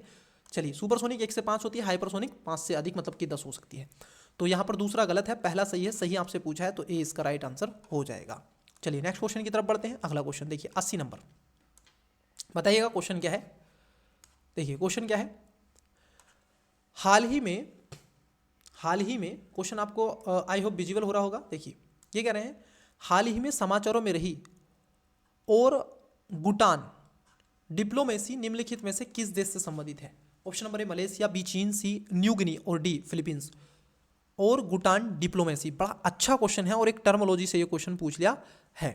चलिए देखिए, मैं आपको बता दूं कि इसका जो करेक्ट आंसर होगा, ऑप्शन नंबर आप देखोगे ए इसका राइट आंसर होगा मलेशिया। मलेशिया एक आप देखोगे दक्षिण एशिया का एक देश है, इंडोनेशिया, मलेशिया, ठीक है, ये वाले जो क्षेत्र हैं ये आपने पढ़े ही हैं। देखो हाल ही में मलेशिया के आप देखोगे, मलेशियाई पाम ऑयल आयात करने वाले देशों को एक तरीके से और टुआंग उपहार में देने के लिए अपने प्रस्ताव को वापस लेने का फैसला किया है। यह अवधारणा चीन की पांडा डिप्लोमेसी से प्रेरित है। अब ये जो पांडा डिप्लोमेसी है ना, ये ध्यान में रखना, पांडा जो डिप्लोमेसी है, यहां पर एक शब्द है पांडा डिप्लोमेसी। जो पांडा डिप्लोमेसी है ना, ये किसकी है, चाइना की है, ये भी ध्यान में रखेंगे। ठीक है, तो इसको भी ध्यान में रखेंगे। तो पांडा डिप्लोमेसी भी ध्यान रखना, कभी आप कभी भूल जाएं। ठीक है, तो चाइना की है पांडा डिप्लोमेसी। और ये जो आपके औरंगुटान है, ये डिप्लोमेसी मलेशिया की है, क्योंकि मलेशिया आप देखोगे एक तरीके से पाम ऑयल में बहुत ज़्यादा उपयोग करता है और भारत तो यहाँ से बहुत तेल मंगाता है। ठीक है, तो इसका योगदान मलेशिया की प्रजातियों के संरक्षण के लिए निर्देशित किया गया। तो ए इसका राइट आंसर हो जाएगा। चलिए नेक्स्ट क्वेश्चन लेते हैं। क्वेश्चन है आपका 81। देखिए बच्चे क्या कह रहे हैं आपसे क्वेश्चन में, मरुस्थलीकरण से निपटने के लिए संयुक्त राष्ट्र सम्मेलन मतलब कि UNCCD के संदर्भ में कथनों पर विचार करें। 2 स्टेटमेंट है। इसने global land outlook thematic report on rangelands and pastoralists जारी की है। नंबर 2 में कह रहे हैं यह वर्ष 1994 में रियो सम्मेलन में अपनाया गया एक विधिक रूप से बाध्यकारी है। उपयुक्त में से कौन सा कथन सही है? केवल एक, बी केवल 2, सी 1 और 2 दोनों, डी ना तो 1 नहीं 2। वीडियो को पोस्ट करें, करेक्ट आंसर बताने का प्रयास करें। आई होप आपने इसका राइट आंसर दिया होगा। वीडियो को पोस्ट करके आराम से ऐसे लगा दीजिएगा बटन और बताइएगा इसका राइट आंसर। चलिए एक एक करके बात करते हैं। देखो पहला, इसने ग्लोबल लैंड आउटलुक जो आपकी thematic reports on rangelands and पोस्टोरोलिटिस जारी की है, ये बात एकदम सही है। आपको बता दें कि ग्लोबल लैंड की एक थीम है और इस पर 50% आप देखोगे ये क्षति हो चुकी है। इसका ये कहना है कितनी परसेंट? 50% आप देखोगे जो लैंड है ये क्षति हो चुकी है, इसने ये बताया है। वहीं आपको बता दें कि ये 100% रूप से क्या है, आप देखोगे बाध्यकारी है, क्योंकि आप भूल गए शायद कि जो कोप आपका आया था रियो डी जेनेरियो जब सम्मेलन हुआ था 1994, तो इसको बाध्यकारी 92 के बाद में हुआ था ना, तो 92 में हुआ था अर्थ समिट, तो उसके बाद में रियो में हुआ था, तो उसके बाद में इसको भी क्या कर दिया गया था, बाध्यकारी कर दिया गया था, क्योंकि भूमि का संरक्षण करना है। जैसे रेगिस्तान सूखे से निपटने के लिए अब देखो भाई वो बंजर पड़ा हुआ भूमि है, उसको क्या करना है, आपको पुनः चर्चाओं में लाना है। और यूपीएससी ने यहाँ से क्वेश्चन मैं आपको बता दूं 2018 में क्वेश्चन पूछा था इसी के ऊपर प्रीलिम्स में। ठीक है, कब पूछा था? पीटी में 2018 में। देखिए मैं आपको हिंट्स भी करता रहता हूँ यहाँ से क्वेश्चन आया है कि नहीं, क्योंकि मैंने बड़ा डेप्थ में इसके पीवाई को बहुत डेप्थ में बच्चे एनालिसिस करके रखे हैं। ठीक है, चलिए तुम मुझे पेपर दे दो, चाहे 2013 का हो, 12 का हो, 11 का हो, 10 का हो, ठीक है, 10 से ऊपर 9 से ऊपर के पेपर ले आएगा तुम 24 तक के, मैं ऐसे ही आंसर बता दूंगा उसका। इतना डेप्थ में मैंने उनको एनालिसिस किया, मैंने बहुत अच्छे से उनकी टर्मिनोलॉजी पढ़ी है। ठीक है, चलिए तो इसमें क्या हो जाएगा, दोनों इसके कथन क्या हो जाएंगे, सही हो जाएंगे, मतलब कि राइट आंसर ऑप्शन नंबर क्या हो जाएगा, सी इसका करेक्ट आंसर हो जाएगा। चलिए अगला क्वेश्चन देखते हैं। देखिए क्वेश्चन क्या है, क्वेश्चन है आपको बच्चे ये कह रहे हैं आपसे 82 नंबर, थोड़ा छोटा कर लेते हैं, ठीक है, क्योंकि ऑप्शंस इसके बड़े बड़े दिए हैं। चलिए बड़ा ही कर लेते हैं, ऑप्शंस हम क्या करेंगे, आपको ऑप्शंस दिखाते चलेंगे, है ना। चलिए देखिए, पहला कह रहे हैं, देखो क्या कह रहे हैं, सिविल मामलों में एंग सेल, क्या बोल रहे हैं, एंग सेल सकल नियम। अब ये क्या है सर, एंग सेल सकल नियम, अब सिविल मामलों में पूछा है। अब आपसे पूछ क्या रहे हैं, इसको जरा समझिएगा। देखिए एक एक ऑप्शन पढ़ते चलेंगे। पहले में कह रहे हैं, यदि पीड़ित को चोट उसकी लापरवाही के कारण नहीं लगी है तो प्रतिवादी क्षतिपूर्ति के लिए उत्तरदायी नहीं है। नंबर बी 2, यदि पीड़ित को पूर्व से कोई रोग है या फिर वह चोट के प्रति अधिक संवेदनशील है तो प्रतिवादी दायित्व से बच सकता है।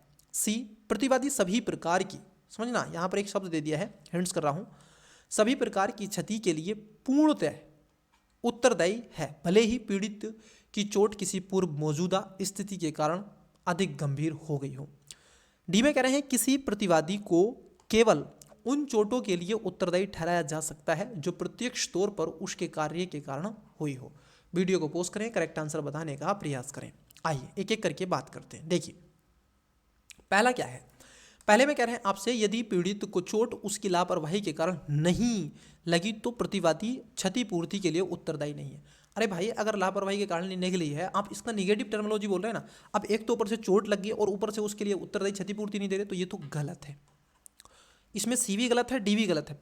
बी इसमें सही है कि यदि पीड़ित को पूर्व से कोई रोग है, ठीक है, या वह चोट के प्रति अधिक संवेदनशील है तो प्रतिवादी दायित्व के बच सकता है। ये बात एकदम क्या है, इसका सही हो जाएगा, ठीक है। तो ध्यान में रखेंगे, जो एक्सेल स्कूल आपका शकल नियम है, इसकी उत्पत्ति की जानकारी अमेरिका के विस्कॉन्सिन से 1891 में, ठीक है, हुई थी। हालांकि ये क्वेश्चन पूछेगा नहीं, लेकिन मैं कहूँगा ये क्वेश्चन इन्होंने ऐसे ही डाल दिया है। चलिए कोई दिक्कत इससे है नहीं, एक क्वेश्चन ऐसा ही सही बच्चे।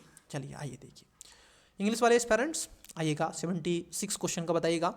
वीडियो को पोस्ट करना पड़ेगा, पर आपको छोड़ेंगे नहीं जब तक तोड़ेंगे नहीं, छोड़ेंगे ना हम तेरा साथ हो साथी, ठीक है। तो चलिए बच्चे, जब तक आपको आपके लक्ष्य तक नहीं पहुंचा देंगे, जब तक ये टेस्ट सीरीज पूरी कंप्लीट नहीं हो जाएगी, तब तक तो मैं कंटिन्यूसली आगे बढ़ता रहूँगा और इनके सिवा बहुत कुछ आपको दूंगा। बस आप सदस्य हैं एजुकेशन बायर सिविल, इस परिवार के सदस्य हैं।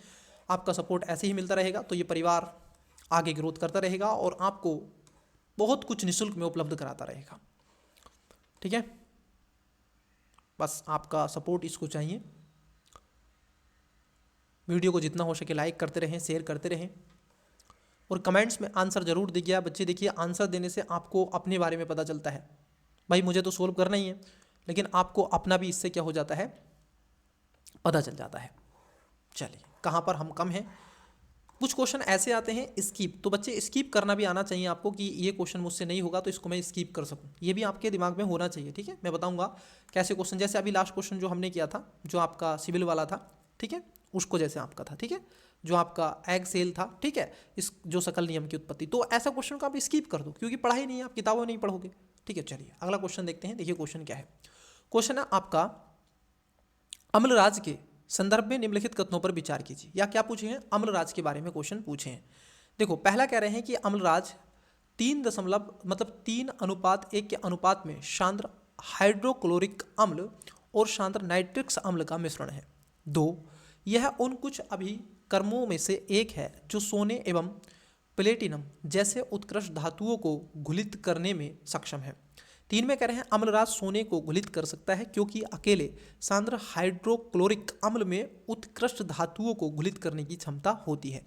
अब पूछ कह रहे हैं आपसे, ये कह रहे हैं उपयुक्त में से कौन सा कथन सही है। केवल 1 और 2, बी 2 और 3, सी 1 और 3, डी 1, 2 और 3।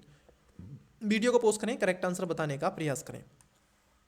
आइए एक एक स्टेटमेंट की तरफ बढ़ेंगे और एक एक करके बात करेंगे। देखिए बच्चे, पहले स्टेटमेंट को देखें तो पहला स्टेटमेंट है कि अम्लराज, बिल्कुल ये बात सही है कि अम्लराज 3:1 के अनुपात में सांद्र हाइड्रोक्लोरिक अम्ल और सांद्र नाइट्रिक्स अम्ल का एक मिश्रण होता है, इसमें कोई दो राय नहीं है, ठीक है।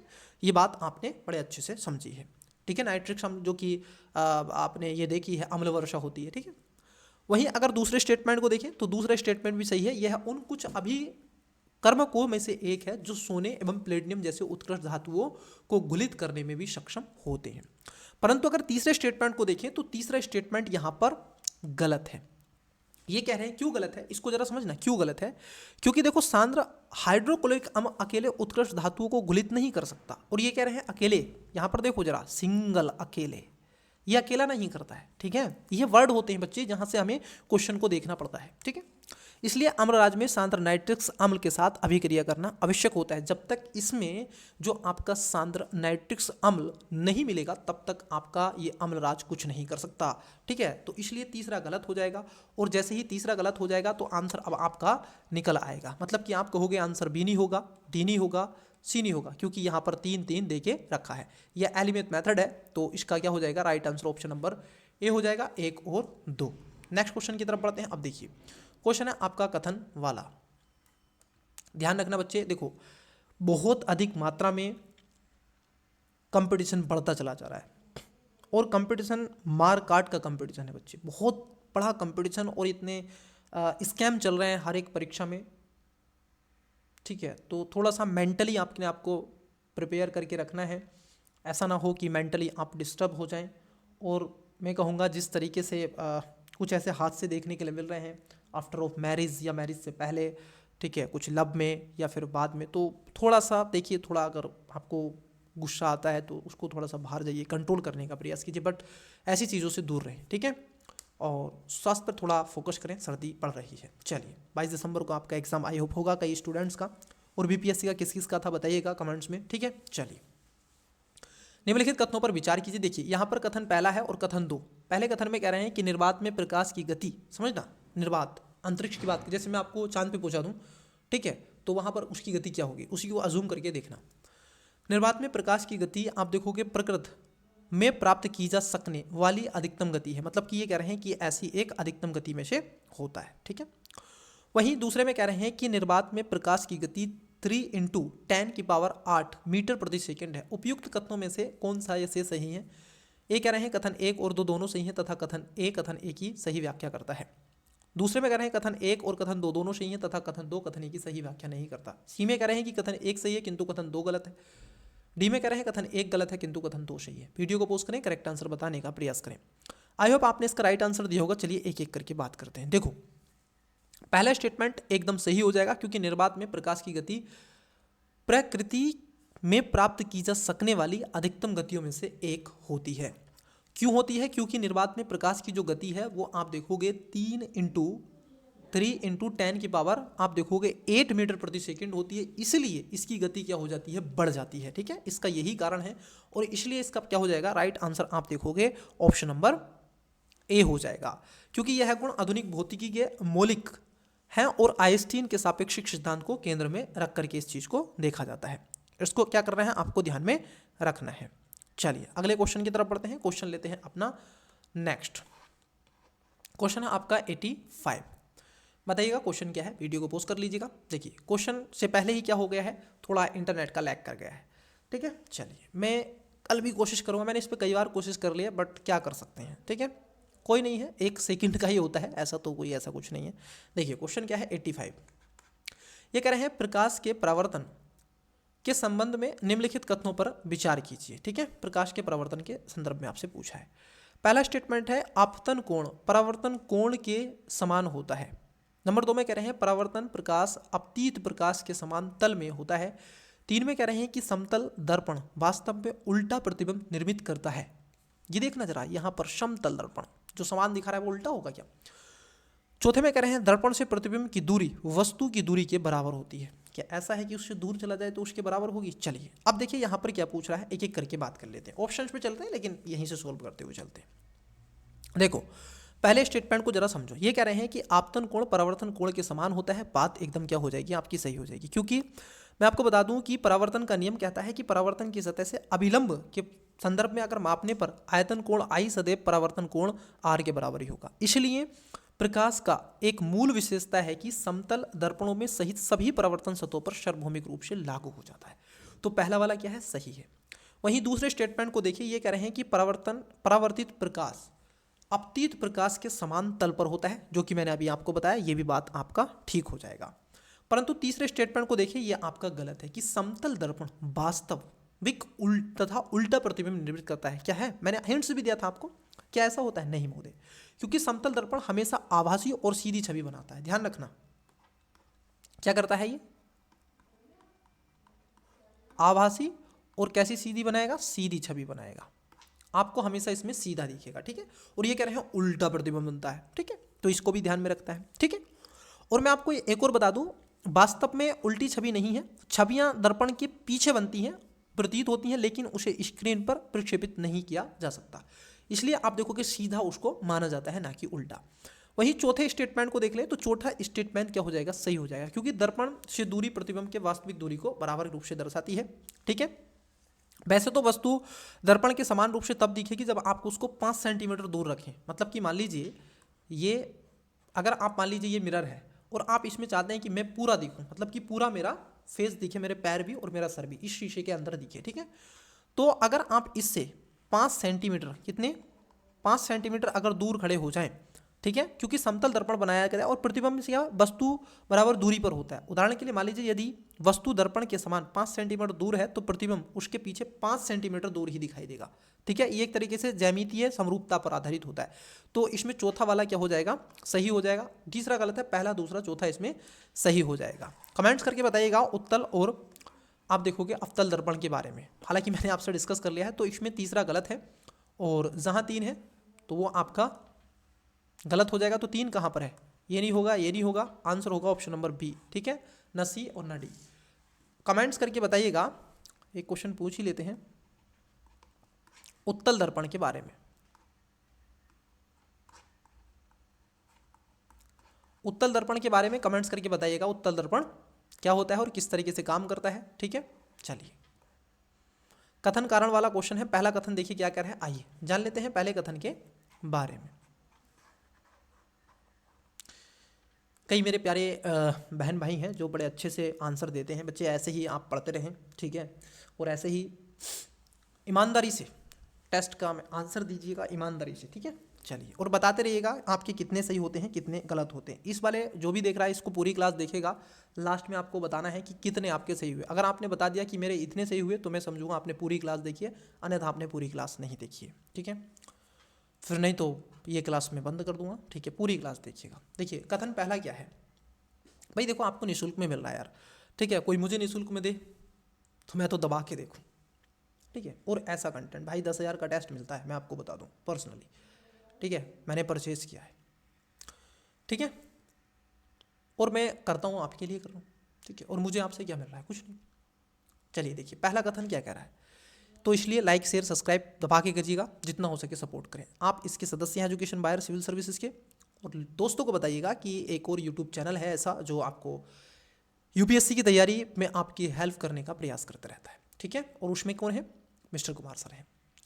टेलीग्राम ज्वाइन कर लीजिएगा, लिंक डिस्क्रिप्शन में। पीडीएफ के लिए मैं पीडीएफ इसकी आपको प्रोवाइड करवा दूंगा, क्योंकि ये पार्ट नंबर 3 है, कंप्लीट हो जाएगा इसमें। आइए, कथन पहला क्या है, किसी विलयन का पीएच मान उसकी अम्लता या आप देखोगे क्षारीयता निर्धारित करता है। कथन 2 कहता है कि 7 से अधिक पीएच मान अम्लीय प्रकृति को इंगित करता है, जबकि 7 से कम पीएच मान क्षारीय को इंगित करता है। उपयुक्त में से कौन सा या से सही है या फिर है, बताना है आपको। चाहिए, पहले में कह रहे हैं कथन 1 और कथन 2 दोनों सही है। दूसरे में कह रहे हैं कथन 2 और 2 कथन सही एक की व्याख्या करता है। सी में कह रहे हैं, बी में कथन 1 और कथन दोनों सही है तथा कथन 2 कथन 1 की सही व्याख्या नहीं करता। सी में कह रहे हैं कथन पहला सही है किंतु कथन दूसरा सही नहीं है। डी कथन पहला गलत है और दूसरा सही है। बताइएगा राइट आंसर क्या होगा। चलिए एक एक करके बात करते। देखो पहला स्टेटमेंट क्या है, किसी विलय का पीएच मान उसकी अम्लता और क्षारीयता को निर्धारित करता है। सही बात है। देखो होता क्या है बच्चे, अगर आप देखोगे एक स्केल होती है जिसपे ब्लेन हाइड्रोजन का एक तरीके से सांद्रता के रूप में जानने का प्रयास करते हैं, उसकी अम्लता और उदासीन को दिखाते हैं। जैसे मान लीजिएगा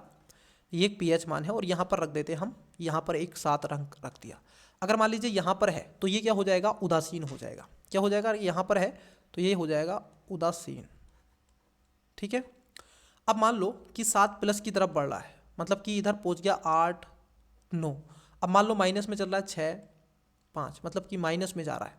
तो जरा समझना, देखो 7 वाला जो होता है विलयन, जो क्या होता है, उदासीन होता है, और इसमें आपको शुद्ध जल जो पीने का वाटर होता है, फ्रेश वाटर, वो इसके अंतर्गत रखा जाता है, ठीक है।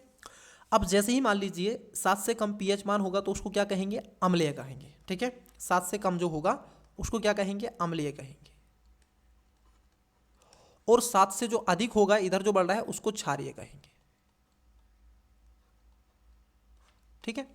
अब यहां पर जो पहला वाला स्टेटमेंट है उसको समझिएगा, ये कॉन्सेप्ट है, मैंने आपको बता दिया, इसको हमेशा के लिए ध्यान रखना है। 7 पे है तो उदासीन, 7 से अधिक है तो क्षारीय है, और 7 से कम है तो अम्लीय है। अब देखो यहाँ पर पहला वाला स्टेटमेंट देखो, किसी विलयन का पीएच मान उसकी अम्लता और क्षारीयता को बिल्कुल सही बात है। लेकिन दूसरे को देखिए, ये कह रहे हैं 7 से अधिक पीएच मान अम्लीय प्रकृति का होता है। ऐसा है क्या? नहीं बाबा, ये होता है आपका क्षारीय प्रकृति का, और 7 से जो कम होता है उसको बोलते हैं अम्लीय प्रकृति का। इन्होंने उल्टा कर दिया है, तो दूसरा कथन गलत है, पहला सही है। तो राइट आंसर क्या होगा बच्चे? राइट आंसर इसमें क्या होगा? सी इसका करेक्ट आंसर हो जाएगा, पहला सही और दूसरा गलत है। चलिए अगले क्वेश्चन की तरफ बढ़ते हैं, अगला क्वेश्चन देखते हैं। देखिए क्वेश्चन आपसे क्या पूछा है, क्वेश्चन है आपका 87। बताइएगा, वीडियो को पोस्ट करके राइट आंसर देने का प्रयास कीजिएगा। क्वेश्चन है आपका, रेडॉक्स अभिक्रियाओं के संदर्भ में निम्नलिखित कथनों पर विचार करें। 3 स्टेटमेंट है। पहला, ऑक्सीकरण में इलेक्ट्रॉनों की हानि होती है तथा अपचयन में इलेक्ट्रॉनों की प्राप्ति होती है। दूसरे में कह रहे हैं ऑक्सीकरण कारक इलेक्ट्रॉन खो देते हैं और स्वयं को अपचयित कर लेते हैं। तीसरे में कह रहे हैं दहन एक प्रकार की रेडियोक्स अभिक्रिया है। उपयुक्त कथनों में से कौन सा या से सही है या फिर है केवल 1 और 3, बी केवल 2, सी 1 और 2, डी 1, 2 और 3। वीडियो को पोस्ट करें, करेक्ट आंसर बताएं, 87 का राइट आंसर क्या हो जाएगा। चलिएगा, ये जो मैं देखो एक चीज़ आप देख रहे होंगे, जब भी मैं कोई भी क्वेश्चन मैं आपसे पूछता हूँ तो मैं कहीं कहीं आपको नीचे हेडलाइन कर देता हूँ। ठीक है, क्यों करता हूँ बच्चे? क्योंकि मेरा दिमाग सीधा उस पर फोकस करता है, कुछ शब्दावलियों पर फोकस करते हैं। ठीक है, और शब्दावली ही आपका आंसर निकालती हैं। चलिए एक एक करके देखते हैं। देखो पहला स्टेटमेंट कह रहा है कि ऑक्सीकरण में इलेक्ट्रॉनों की हानि होती है और तथा अपचयन में इलेक्ट्रॉनों की प्राप्ति होती है। बात एकदम क्या है आपकी सही हो जाती है, क्योंकि पदार्थ के बीच में इलेक्ट्रॉन स्थानांतरित होते रहते हैं, ऐसी प्रक्रिया इसमें देखी जाती है। तो पहले वाला क्या हो जाएगा आपका सही है। वही दूसरे की देखें तो दूसरा स्टेटमेंट गलत है, क्योंकि ऑक्सीकरण कारक इलेक्ट्रॉन खोते नहीं और स्वयं को अपचयित कर लेते हैं, ऐसा नहीं होता है। देखो ऑक्सीकरण कारक ऐसे पदार्थ होते हैं जो दूसरों को इलेक्ट्रॉनों को स्वीकार करके ऑक्सीकरण को बढ़ावा देते हैं। इस प्रक्रिया के दोनों ऑक्सीकरण कारक इलेक्ट्रॉन प्राप्त करते हैं और अपचयन से गुजरते हैं। उदाहरण के लिए आप देखोगे ऑक्सीजन या फिर क्लोरीन जैसे ऑक्सीकरण कारक अभिक्रिया के दौरान कम हो जाते हैं। तो ये गलत है। ठीक है, ये खोते नहीं बल्कि उसको एक्सेप्ट करते हैं और ज़्यादा बनाते हैं। तीसरा इसमें सही है कि दहन एक प्रकार का रेडियोक्स अभिक्रिया है, तो इसलिए क्या हो जाएगा आप देखोगे ए इसका राइट आंसर हो जाएगा। दूसरा गलत है, 1 और 3 सही है, तो राइट आंसर ऑप्शन नंबर ए हो जाएगा। इसी में ही आपका देखिए रखा हुआ है। इंग्लिश वाले एस्पिरेंट्स बताइएगा राइट आंसर 83 का। पहले क्वेश्चन को पढ़ लीजिएगा, फिर उसके बाद में ऑप्शंस, फिर कथन कारण वाला है 84, स्टेटमेंट 1 एंड 2, ऑप्शंस 85,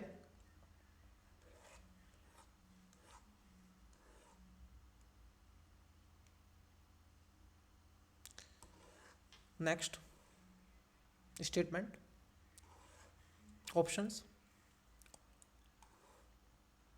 अम्लीय और क्षारीय के बारे में। 87, consider the following statement regarding redox reaction. अब देखो इंग्लिश में वर्ड है ना रिडॉक्स रिएक्शन, आपने कई बार सुना होगा, तो बता दोगे आप। Option C. आइए क्वेश्चन आपका 88, पहले क्वेश्चन देख लेते हैं, स्टेटमेंट फिर ऑप्शंस। देखिए ये कह रहे हैं एनोडीकरण के संबंध में निम्नलिखित कथनों पर विचार कीजिए। अब ये ऐसा टेस्ट है, मुझे लगता है कि देखो मैं अपनी पर्सनली कहूँ तो ये थोड़े से कठिन शब्द हैं। ठीक है, जिसमें केमिस्ट्री, फिजिक्स, बायोलॉजी पूछी जा रही है। ठीक है, तो अधिकतर स्टूडेंट्स इससे बचते हैं, बट मेरा स्टूडेंट्स बायोलॉजी रहा है, तो ठीक है, तो मैंने बड़े अच्छे से इसको ऑब्जर्व किया, ये चीज़ें पढ़ी हैं। ठीक है, चलिए आइए देखते हैं। एनोडीकरण के संबंध में निम्नलिखित कथनों पर विचार कीजिए। पहला स्टेटमेंट कह रहा है कि एनोडीकरण एक प्रक्रिया है जिसका उपयोग एल्युमिनियम पर एक मोटी ऑक्साइड परत बनाने के लिए किया जाता है, जिससे इसका आप देखोगे संचरण प्रतिरोध बढ़ जाता है। नंबर 2 में कह रहे हैं एनोडीकरण के दौरान बनने वाली ऑक्साइड परत को रंग कर एल्युमिनियम की वस्तुओं को आकर्षण बनाया जा सकता है। वीडियो को पोस्ट करें, करेक्ट आंसर बताएं। ऑप्शन नंबर ए केवल 1, बी केवल 2, सी 1 और 2 दोनों, डी ना तो 1 ना ही 2। आइए एक एक करके बात करते हैं एनोडीकरण के बारे में। देखो एनोडीकरण एक तरीके से एक प्रक्रिया होती है जिसका उपयोग करके एल्युमिनियम की एक मोटी ऑक्साइड परत को बनाने के लिए किया जाता है। बात एकदम सही है, और एक तरीके से इसका जो संरक्षण होता है वो प्रतिरोधी इसकी बढ़ जाती है। मतलब कि ये जो आपका एल्युमिनियम होता है, ठीक है, ये और ज़्यादा ऑक्साइड की परतों का निर्माण कर लेता है, तो इससे इसमें मजबूती बन जाती है। तो पहला वाला ठीक है। दूसरा भी ठीक है कि एनोडीकरण के दौरान बनने वाली जो ऑक्साइड परतों को रंग कर एल्युमिनियम की वस्तु को आकर्षण बनाया जा सकता है। देखो जब है ना ऐसे सख्ता वाला शब्द है और खास तौर पर साइंस एंड टेक से पूछा गया हो, ठीक है, तो मान लीजिएगा वो सही होने के चांसेस आपके 95% है, जहां पर संभावना व्यक्त की जा रही हो, ठीक है, साइंस एंड टेक में तो बिल्कुल मान लीजिएगा सत्य होगा। तो दोनों इसमें बातें क्या हो जाएंगी, आपकी सही हो जाएंगी। तो इसका राइट आंसर क्या हो जाएगा, ऑप्शन नंबर आप देखोगे सी इसका करेक्ट आंसर हो जाएगा। चलिए अगले क्वेश्चन की तरफ बढ़ते हैं। क्वेश्चन है आपका 89। देखिए क्वेश्चन क्या है, ये कह रहे हैं तत्वों और यौगिकों के बारे में कथनों पर विचार करें। 4 स्टेटमेंट है। पहला, तत्वों का सरल पदार्थों में विघटन नहीं किया जा सकता। वेरी गुड, निगेटिव कह रहे हैं, नहीं किया जा सकता, ऐसा है क्या। दूसरे में कह रहे हैं यौगिकों में तत्व सदैव निश्चित अनुपात में होते हैं। 3, मिश्रित धातु शुद्ध पदार्थ है। 4, जल और अमोनिया यौगिकों के उदाहरण हैं। उपर्युक्त कथनों में से कौन सा या से सही है या फिर है, ऑप्शन नंबर ए 1 और 2, बी 1 2 4, सी 2 3, डी 1 2 3 और 4। वीडियो को पॉज करें, करेक्ट आंसर बताएं। ऑप्शन ये है। आइए देखते हैं, एक एक करके बात करते हैं। देखिए अगर हम पहले स्टेटमेंट को देखें, पहला स्टेटमेंट क्या कहता है, 1 सेकेंड पहले मैं इसको रीड कर देता हूं ताकि मैं आपको आसानी से समझा सकूं। देखिए पहला स्टेटमेंट को समझना जरा। पहला स्टेटमेंट क्या कह रहे हैं बच्चे, ये कह रहे हैं कि आपसे कि तत्वों का सरल पदार्थों का विघटन किया जा सकता है। मैंने कहा ना सकता है, बिल्कुल किया जा सकता है और बिल्कुल किया जाता है, इसमें कोई दोहरा क्रिया आपका नहीं है, ये भी बात एकदम ठीक है। यौगिकों में तत्व सदैव निश्चित अनुपात में होते हैं, क्योंकि यौगिकों में अगर आप तत्व नहीं डालोगे तो उसकी आप क्रिया ही नहीं कर सकते। जैसे हाइड्रोजन से ऑक्सीजन द्रव्यमान अनुपात में सदैव 1:8 तो होता ही है, नहीं तो आप कैसे कर सकते हैं, ठीक है। तो दूसरा भी इसमें क्या है, आप सही कह रहे हैं। वहीं तीसरे स्टेटमेंट को देखें तो तीसरा स्टेटमेंट कहता है मिश्रित धातु शुद्ध पदार्थ है। नहीं, अरे भाई मिश्रित धातु कैसे शुद्ध पदार्थ हो सकती है, तो अशुद्ध पदार्थ होगा। शुद्ध मतलब क्या होता है, जैसे मैं कहूं आपसे, मान लीजिए ब्लैक, तो ये शुद्ध ब्लैक है। अब ब्लैक में आप कर दो थोड़ा सा, जैसे स्काई थोड़ा सा डाल दो, तो आप कैसे कर सकते हैं स्काई। तो इसलिए थोड़ा सा आपको ध्यान में रखना, एक होता है ब्लू, एक होता है स्काई ब्लू, तो स्काई ब्लू तो भाई थोड़ा सा हो गया ना, तो तीसरा गलत है। अब जैसे तीसरा गलत हुआ, आइए देखिए तीसरा जहां है उसको कट कर दो, तो आंसर मतलब कि सी और डी तो होगा ही नहीं। चौथे की बात कर ले, जल और अमोनिया यौगिकों के उदाहरण हैं। क्या जल और अमोनिया यौगिकों के उदाहरण होते हैं, तो आप कहोगे जी हाँ महोदय, ये बात सही है, क्योंकि H2O और आप देखोगे NH3 यौगिकों के वे हाइड्रोजन और ऑक्सीजन जल में होते हैं और नाइट्रोजन और हाइड्रोजन अमोनिया में होते हैं, ठीक है। तो इसी अनुपात में रासायनिक संयोजन से निर्मित करते हैं, तो ये वाली बात भी क्या है आपकी सही है। तो इसमें क्या राइट आंसर हो जाएगा, 1 2 और 4। इसका करेक्ट आंसर होगा 1 2 और 4, पहला दूसरा चौथा, तीसरा इसमें गलत है। चलिए अगले क्वेश्चन की तरफ बढ़ते हैं। 90 केमिस्ट्री से क्वेश्चन आ गया, आवर्त सारणी। काम मैंने भी देखो, जब मैं इंटर में था, मैं आपको अंदर की बात बता रहा हूँ, मैंने ये बहुत रटी थी, बहुत रटी थी। इसके कुछ ही मेरे को गैसेस याद हुई थी और फिर मैंने ये छोड़ दी थी, ठीक है। मेरा बेसिकली रहा है, ठीक है। तो भाई आवर्त सारणी है, मैं तो बहुत महान समझता था उस स्टूडेंट्स को जो आवर्त सारणी को याद कर लेता था। ये सबके साथ में होता है जब हम उस फेज़ में होते हैं। देखिए आवर्त सारणी के संबंध में निम्नलिखित कथनों पर, लेकिन आज इसका मुझे वैश्विक महत्व बहुत अच्छे से समझ में आता है, ठीक है। उस समय तो रटवाते थे टीचर या ऐसी कुछ, ठीक है, बट डर लगता था, बट आज बहुत अच्छे से आपको हंसी आ रही होगी शायद इस बात को सुन के, लेकिन ये सबके साथ में होता है। देखिए आवर्त सारणी से पूछा जा रहा है और पहले में क्या कह रहे हैं, आपसे ये कह रहे हैं मेंडलीफ की आवर्त सारणी को बढ़ते परमाणु भार के आधार पर व्यक्त किया गया था। ये तो बात एकदम सही है। देखो ये तो इसका बेस पूछ लिया, बिल्कुल। दूसरे हैं, उन्होंने आवर्त सारणी में अज्ञात तत्वों के लिए रिक्त स्थान छोड़ दिया। बताइएगा बच्चे, क्या ये वाली बात भी सही है, क्या ये वाली बात भी सही है कि उन्होंने रिक्त स्थान छोड़ा। बिल्कुल, जहां पर उन्होंने ज्ञात ही नहीं किया वहां पर आप देखोगे रिक्त स्थान छूटे हुए थे, इसमें कोई दोहरा क्रिया नहीं है। तो यहां तक दोनों सही हैं, लेकिन अभी इसमें और स्टेटमेंट है। तीसरा स्टेटमेंट क्या कह रहा है, देखिए ये कह रहा है आपसे कि आधुनिक आवर्त सारणी पूरी तरह परमाणु भार पर आधारित है। क्या ऐसा है कि जो आधुनिक आवर्त सारणी है वो पूरी तरह परमाणु भार पर आधारित है, बताइएगा ऐसा है क्या। नहीं, क्योंकि आपको बता दें कि आधुनिक जो आवर्त सारणी है वो परमाणु भार पर नहीं बल्कि परमाणु संख्याओं पर आधारित है। ध्यान रखना, नंबर पर आधारित है। ये बेटिस पर आधारित नहीं है, ये ध्यान में रखना। ये भार पर आधारित नहीं है, नंबर पर आधारित है, कितने नंबर हैं, ठीक है, इसको ध्यान में रखना है। क्योंकि वर्ष 1913 में हेनरी मोजले ने प्रदर्शित किया है कि परमाणु संख्या प्रोटॉन की संख्या परमाणु भार की तुलना में अधिक मौलिक गुण होते हैं, ठीक है, जिसमें मेंडलीफ की परमाणु भार निर्भरता के कारण विसंगति उत्पन्न हुई। उन्होंने आधुनिक आवाज सारणी ने हल कर दिया। ठीक है, तो ये किस पर है? नंबर पर आधारित है, संख्याओं पर आधारित है, ये ध्यान में रखना, ना कि आपका भार पे। ठीक है, तो यहां पर तीसरा वाला जो स्टेटमेंट है बच्चे, वो तीसरा स्टेटमेंट आपका कदापि सही नहीं है, मतलब कि तीसरा गलत है। तो जहां 3 है वो गलत है, बी आंसर नहीं होगा, सी नहीं होगा, डी नहीं होगा, तो राइट आंसर ऑप्शन नंबर ए हो जाएगा। करेक्ट आंसर 1 और 2 दोनों। चलिए अगला क्वेश्चन देखते हैं, 91 91 नंबर क्वेश्चन में क्या पूछ रहे हैं जानिएगा। रासायनिक संतुलन के बारे में निम्नलिखित कथनों पर विचार कीजिए। कुछ रासायनिक संतुलन के बारे में आपसे क्वेश्चन पूछ रहे हैं। देखिए, पहला, संतुलन तब प्राप्त होता है जब अग्रिम दिशा में अभिक्रिया की दर विपरीत दिशा में अभिक्रिया की दर के बराबर हो जाए। बात एकदम ये सही है, बिल्कुल बात सही है, तो पहला स्टेटमेंट सही है। ये दूसरे में कह रहे हैं कि आपसे कि समाव्यवस्था में अभिकारकों और उत्पादों की सांद्रता सदैव बराबर होती है। ऐसा नहीं है, क्योंकि ये बराबर नहीं होती। जैसे मैं अगर आपको कहूँ कि संतुलन अभिकारकों में उत्पादन सांद्रता आवश्यक रूप से बराबर नहीं होती है, क्योंकि उसका अनुपात संतुलन स्थिरांक ज्ञात आप देखोगे पर निर्भर होता है। अभिक्रियाओं के तापमान की प्रकृति के साथ वो बदलता रहता है। उदाहरण के लिए आप देखोगे हैवर की अभिक्रिया, किस किस को याद है हैवर की अभिक्रिया? आइए आपको बताते हैं हैवर की अभिक्रिया क्या है। देखिए, ठीक है, तो इसका राइट आंसर तो ए हो जाएगा। ठीक है, लेकिन हैवर की अभिक्रिया के बारे में आइए जान लेते हैं। देखो, हैवर की जो अभिक्रिया है वो है आपकी N2+3H2, बताइएगा इसको क्या कहते हैं। ठीक है, ये अभिक्रिया हो रही है इससे इसकी, इससे इसकी, तो ये हो जाएगा आपका 2NH3। ठीक है, अब इसमें क्या करना है आपको, आप देखोगे NH जो 3 है, अगर हम इसको देखें और H2 की बात कर लें,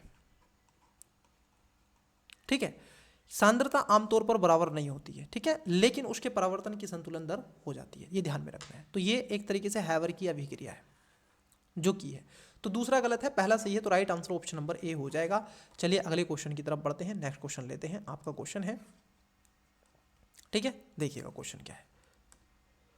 ये कह रहे हैं कार्बनिक यौगिकों के संबंध में निम्नलिखित कथनों पर विचार कीजिए। दो स्टेटमेंट है। पहला, अधिकांश कार्बनिक यौगिकों के गलनांक और क्वथनांक कमजोर अंतर आणविक बलों के कारण कम होते हैं। दूसरे में कह रहे हैं कि कार्बनिक यौगिक आमतौर पर विद्युत के हीन चालक होते हैं, क्योंकि उनके बंध से आयन का निर्माण नहीं होता। उपयुक्त कथनों में से कौन सा ये सही है? केवल एक, बी केवल 2, सी 1 और 2 दोनों, डी ना तो 1 नहीं 2। बताइएगा इसका करेक्ट आंसर क्या हो जाएगा।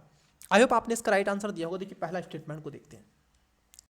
अधिकांश जो आपके कार्बनिक यौगिकों के गलनांक और क्वथनांक कमजोर अंतर आणविक बलों के कारण कम हो जाता है, ये बात एकदम सही हो जाएगी। ठीक है, क्योंकि इसमें क्या होता है, जैसे आप देखोगे जो बांडर बल या फिर उनके गुणों के बीच में हाइड्रोजन बंधन के कारण भी जो गलनांक और क्वथनांक देखने के लिए आपको मिलते हैं। दूसरा भी सही है कि कार्बनिक यौगिक आमतौर पर विद्युत के ही हीन चालक होते हैं, क्योंकि उनके आप देखोगे बंधन से आयन का निर्माण नहीं होता है। ठीक है, उदाहरण के लिए आप इसमें क्या समझेंगे, जैसे मीथेन को ले लेंगे, मीथेन और इनेथॉल को आप ले सकते हैं। और जैसे आप देखोगे हाइड्रोकार्बन कमरे के तापमान पर तरल और गैसीय होते हैं। ठीक है, इन कमजोर ऐसे अंतर आणविक प्रदर्शित आप कर सकते हैं इसको। ठीक है, तो यहाँ पर दूसरा भी सही हो जाएगा, तो पहला भी सही है। तो राइट आंसर क्या हो जाएगा इसमें? आप देखोगे उपयुक्त कथनों में से सही पूछा था ना, तो इसमें सी आंसर हो जाएगा, 1 और 2 दोनों। चलिए नेक्स्ट क्वेश्चन की तरफ बढ़ते हैं, परंतु पहले इंग्लिश माध्यम वीडियो को पोस्ट करें, करेक्ट आंसर दें। 89 90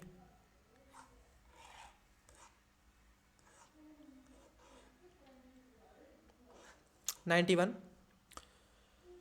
Consider the following statement about chemicals equilibrium. Options, carbon compounds के बारे में क्वेश्चन पूछा गया है 92। चलिए आइए, स्टेटमेंट वाला क्वेश्चन है 93 नंबर। देखिए क्वेश्चन क्या है, आइए जानते हैं। देखिए क्या पूछ रहे हैं आपसे, ये कह रहे हैं कथन पहला, ठोस पदार्थों में ध्वनि की गति तरल पदार्थों या गैसों की तुलना में अधिक होती है। ठीक है, बात एकदम सही है। दूसरे में कह रहे हैं कि ध्वनि की गति माध्यम की जो प्रतिस्थता घनत्व पर निर्भर करती है, ये भी बात ठीक है। ठीक है, तो आप कहोगे देखो इसमें तो इजी सा है, सबसे ज़्यादा ध्वनि की गति किस में होती है? बताइएगा। ऑप्शन नंबर ए निर्वात, बी जल, सी वायु और डी आपका क्या बोलेंगे इसको, लोहा बोल सकते हैं। ठीक है, या कोई ऐसा आप ठोस पदार्थ बोल सकते हैं, ठीक है। तो यहाँ पर क्या हो जाएगा, आप देखोगे इसका करेक्ट आंसर ए हो जाएगा। इसमें कुछ समझाने वाला नहीं है, जो मैंने पूछा है उसको बता दीजिएगा बस। चलिए अगला क्वेश्चन लेते हैं। क्वेश्चन है आपका 94, कार्बन के अपरूपों के संबंध में कथनों पर विचार कीजिए। देखो अब इन्होंने जो पूछा गया है कार्बन के बारे में पूछा है, जैसे डायमंड आपने पढ़ा होगा, ठीक है। चलिए एक एक करके बात करेंगे। देखो हीरा गैस सर्वाधिक आप देखोगे कठोर प्राकृतिक पदार्थ है, बिल्कुल। इसमें क्या हो जाता है 100% कार्बन की मात्रता होती है, जहां भी 1% भी कोयला रहेगा, ठीक है, 100%, तो ये डायमंड बन जाता है। तो हीरा कहाँ पर मिलता है, कोयले की खदान में, क्योंकि इसकी कठोर तिर आयामी संरचना प्रत्येक कार्बन परमाणु द्वारा 4 अन्य कार्बन परमाणुओं से बंध बनाने के कारण निर्मित है। नंबर 2 में कह रहे हैं अन्य अधातुओं के विपरीत ग्रेफाइट अपनी परतों के बीच मुक्त इलेक्ट्रॉनों की उपस्थिति के कारण विद्युत का अच्छा सुचालक है। ध्यान रखना, ग्रेफाइट क्या है, सुचालक है। तीसरे में आपसे कह रहे हैं कि फ्लोरीन कार्बन अपरूपों का एक वर्ग है जो कि गोलाकार संरचना है, जिसे C60 पहला पहचाना गया अणु जिसका आकार फुटबॉल जैसा है। कौन सा सही है, 1 और 2, B 2 और 3, C 1 और 3, D 1 2 और 3। वीडियो को पोस्ट करें, करेक्ट आंसर बताएं। चलिए एक एक करके बात करेंगे। कार्बन के अपरूपों पर क्वेश्चन है। पहला स्टेटमेंट को जान लेते हैं। देखिए पहला स्टेटमेंट क्या कहता है। पहला स्टेटमेंट आपसे कह रहा है कि जो हीरे की बात कर ले, एक तरीके से सर्वाधिक ठोस होता है, ठीक है, और 100% एक त्रिआयामी डायमेंशन। देखो कभी भी आप देखोगे डायमंड ऐसा आपको मिलेगा त्रिआयामी, इधर से भी चमक मारता है, इधर से भी चमक मारता है, इधर से भी। मेरे पास में है, इसका एक कॉपी है, प्योर डायमंड नहीं है बट इसकी एक कॉपी है, ठीक है। तो पहला एकदम सही है। दूसरे में कह रहे हैं अन्य धातुओं के विपरीत। देखो दूसरे स्टेटमेंट को देखें तो अन्य धातुओं के विपरीत जो ग्रेनाइट होता है, ठीक है, ग्रेफाइट सॉरी, ये समतल होती है इसकी संरचना, और कार्बन परमाणु इसमें पष्टकोणीय होते हैं, ठीक है, परंतु परतें इसकी कमजोर होती हैं, ये भी ध्यान में रखना है। ग्रेफाइट इन परतों के बीच में विस्थापित इलेक्ट्रॉन भी होते हैं जिसमें विद्युत का चालन होता है, और धातुओं के लिए एक तरीके से असामान्य है, तो इसको भी ध्यान में रखना है। दूसरा भी इसमें क्या है, सही है। इसमें क्या होता है, सुचालन होता है क्योंकि चलती रहती हैं, ये भी बात ठीक है। तीसरे स्टेटमेंट को अगर देख लें तो तीसरा स्टेटमेंट क्या है, ये भी अपने आप में सही हो जाए, क्योंकि फ्लोरीन कार्बन के अपरूपों का एक वर्ग है जो कि गोलाकार संरचनाएं होती हैं, बिल्कुल। C60 का पहला पहचाना गया अणु है। अब देखो गोलाकार है, इसने ऊपर बोल दिया है, तो कैसा है, फुटबॉल के जैसा है, तो ये भी ठीक है। तो यहाँ पर क्या है, तीनों बातें आपकी ठीक हो जाएंगी, तो करेक्ट आंसर क्या होगा, डी इसका करेक्ट आंसर हो जाएगा। चलिए अगला क्वेश्चन लेते हैं 95। ध्वनि तरंगों के परावर्तन के संबंध में निम्नलिखित कथनों पर विचार कीजिए। पहला है ध्वनि तरंगें भी प्रकाश तरंगे के समान परावर्तन के नियमों पर आधारित हैं। क्या बात सही है कि ध्वनि तरंगें ऐसे ही काम करती हैं, ठीक है, तो बात तो एकदम सही है कि ध्वनि तरंगें ऐसे ही काम करती हैं। वहीं अगर हम देखेंगे दूसरा स्टेटमेंट क्या कह रहा है कि ध्वनि, ये कह रहे हैं प्रतिध्वनि बड़ी बाधाओं से ध्वनि तरंगों के परावर्तन के कारण उत्पन्न होती है। क्या ये बात सही है, ये भी बात आपकी सही हो जाएगी। जैसे पहाड़ से टकरा करके, जैसे आप आवाज़ मारना, कभी जाना पहाड़ी क्षेत्र में, ठीक है, तो जब आप लवासना जाएंगे तो वहाँ पर कभी मौका मिले ना आपको, तो थोड़े से अलग हट के सबसे आवाज़ मारना, जोर से, फुल प्रेशर के साथ जोर लगा के मारना आवाज़, ठीक है, तो आप पाओगे आपकी आवाज़ गूंजेगी, टकरा करके बैक होगी। ये बात एकदम सही है, ठीक है। तीसरे में कह रहे हैं किसी प्रतिध्वनि को स्पष्ट रूप से सुनने के लिए न्यूनतम दूरी कितनी होनी चाहिए, 17.1 मीटर, मतलब कि जहाँ से टकरा करके हुआ है क्या इतनी दूरी होना बहुत ज़रूरी है, ये आपसे पूछ रहे हैं।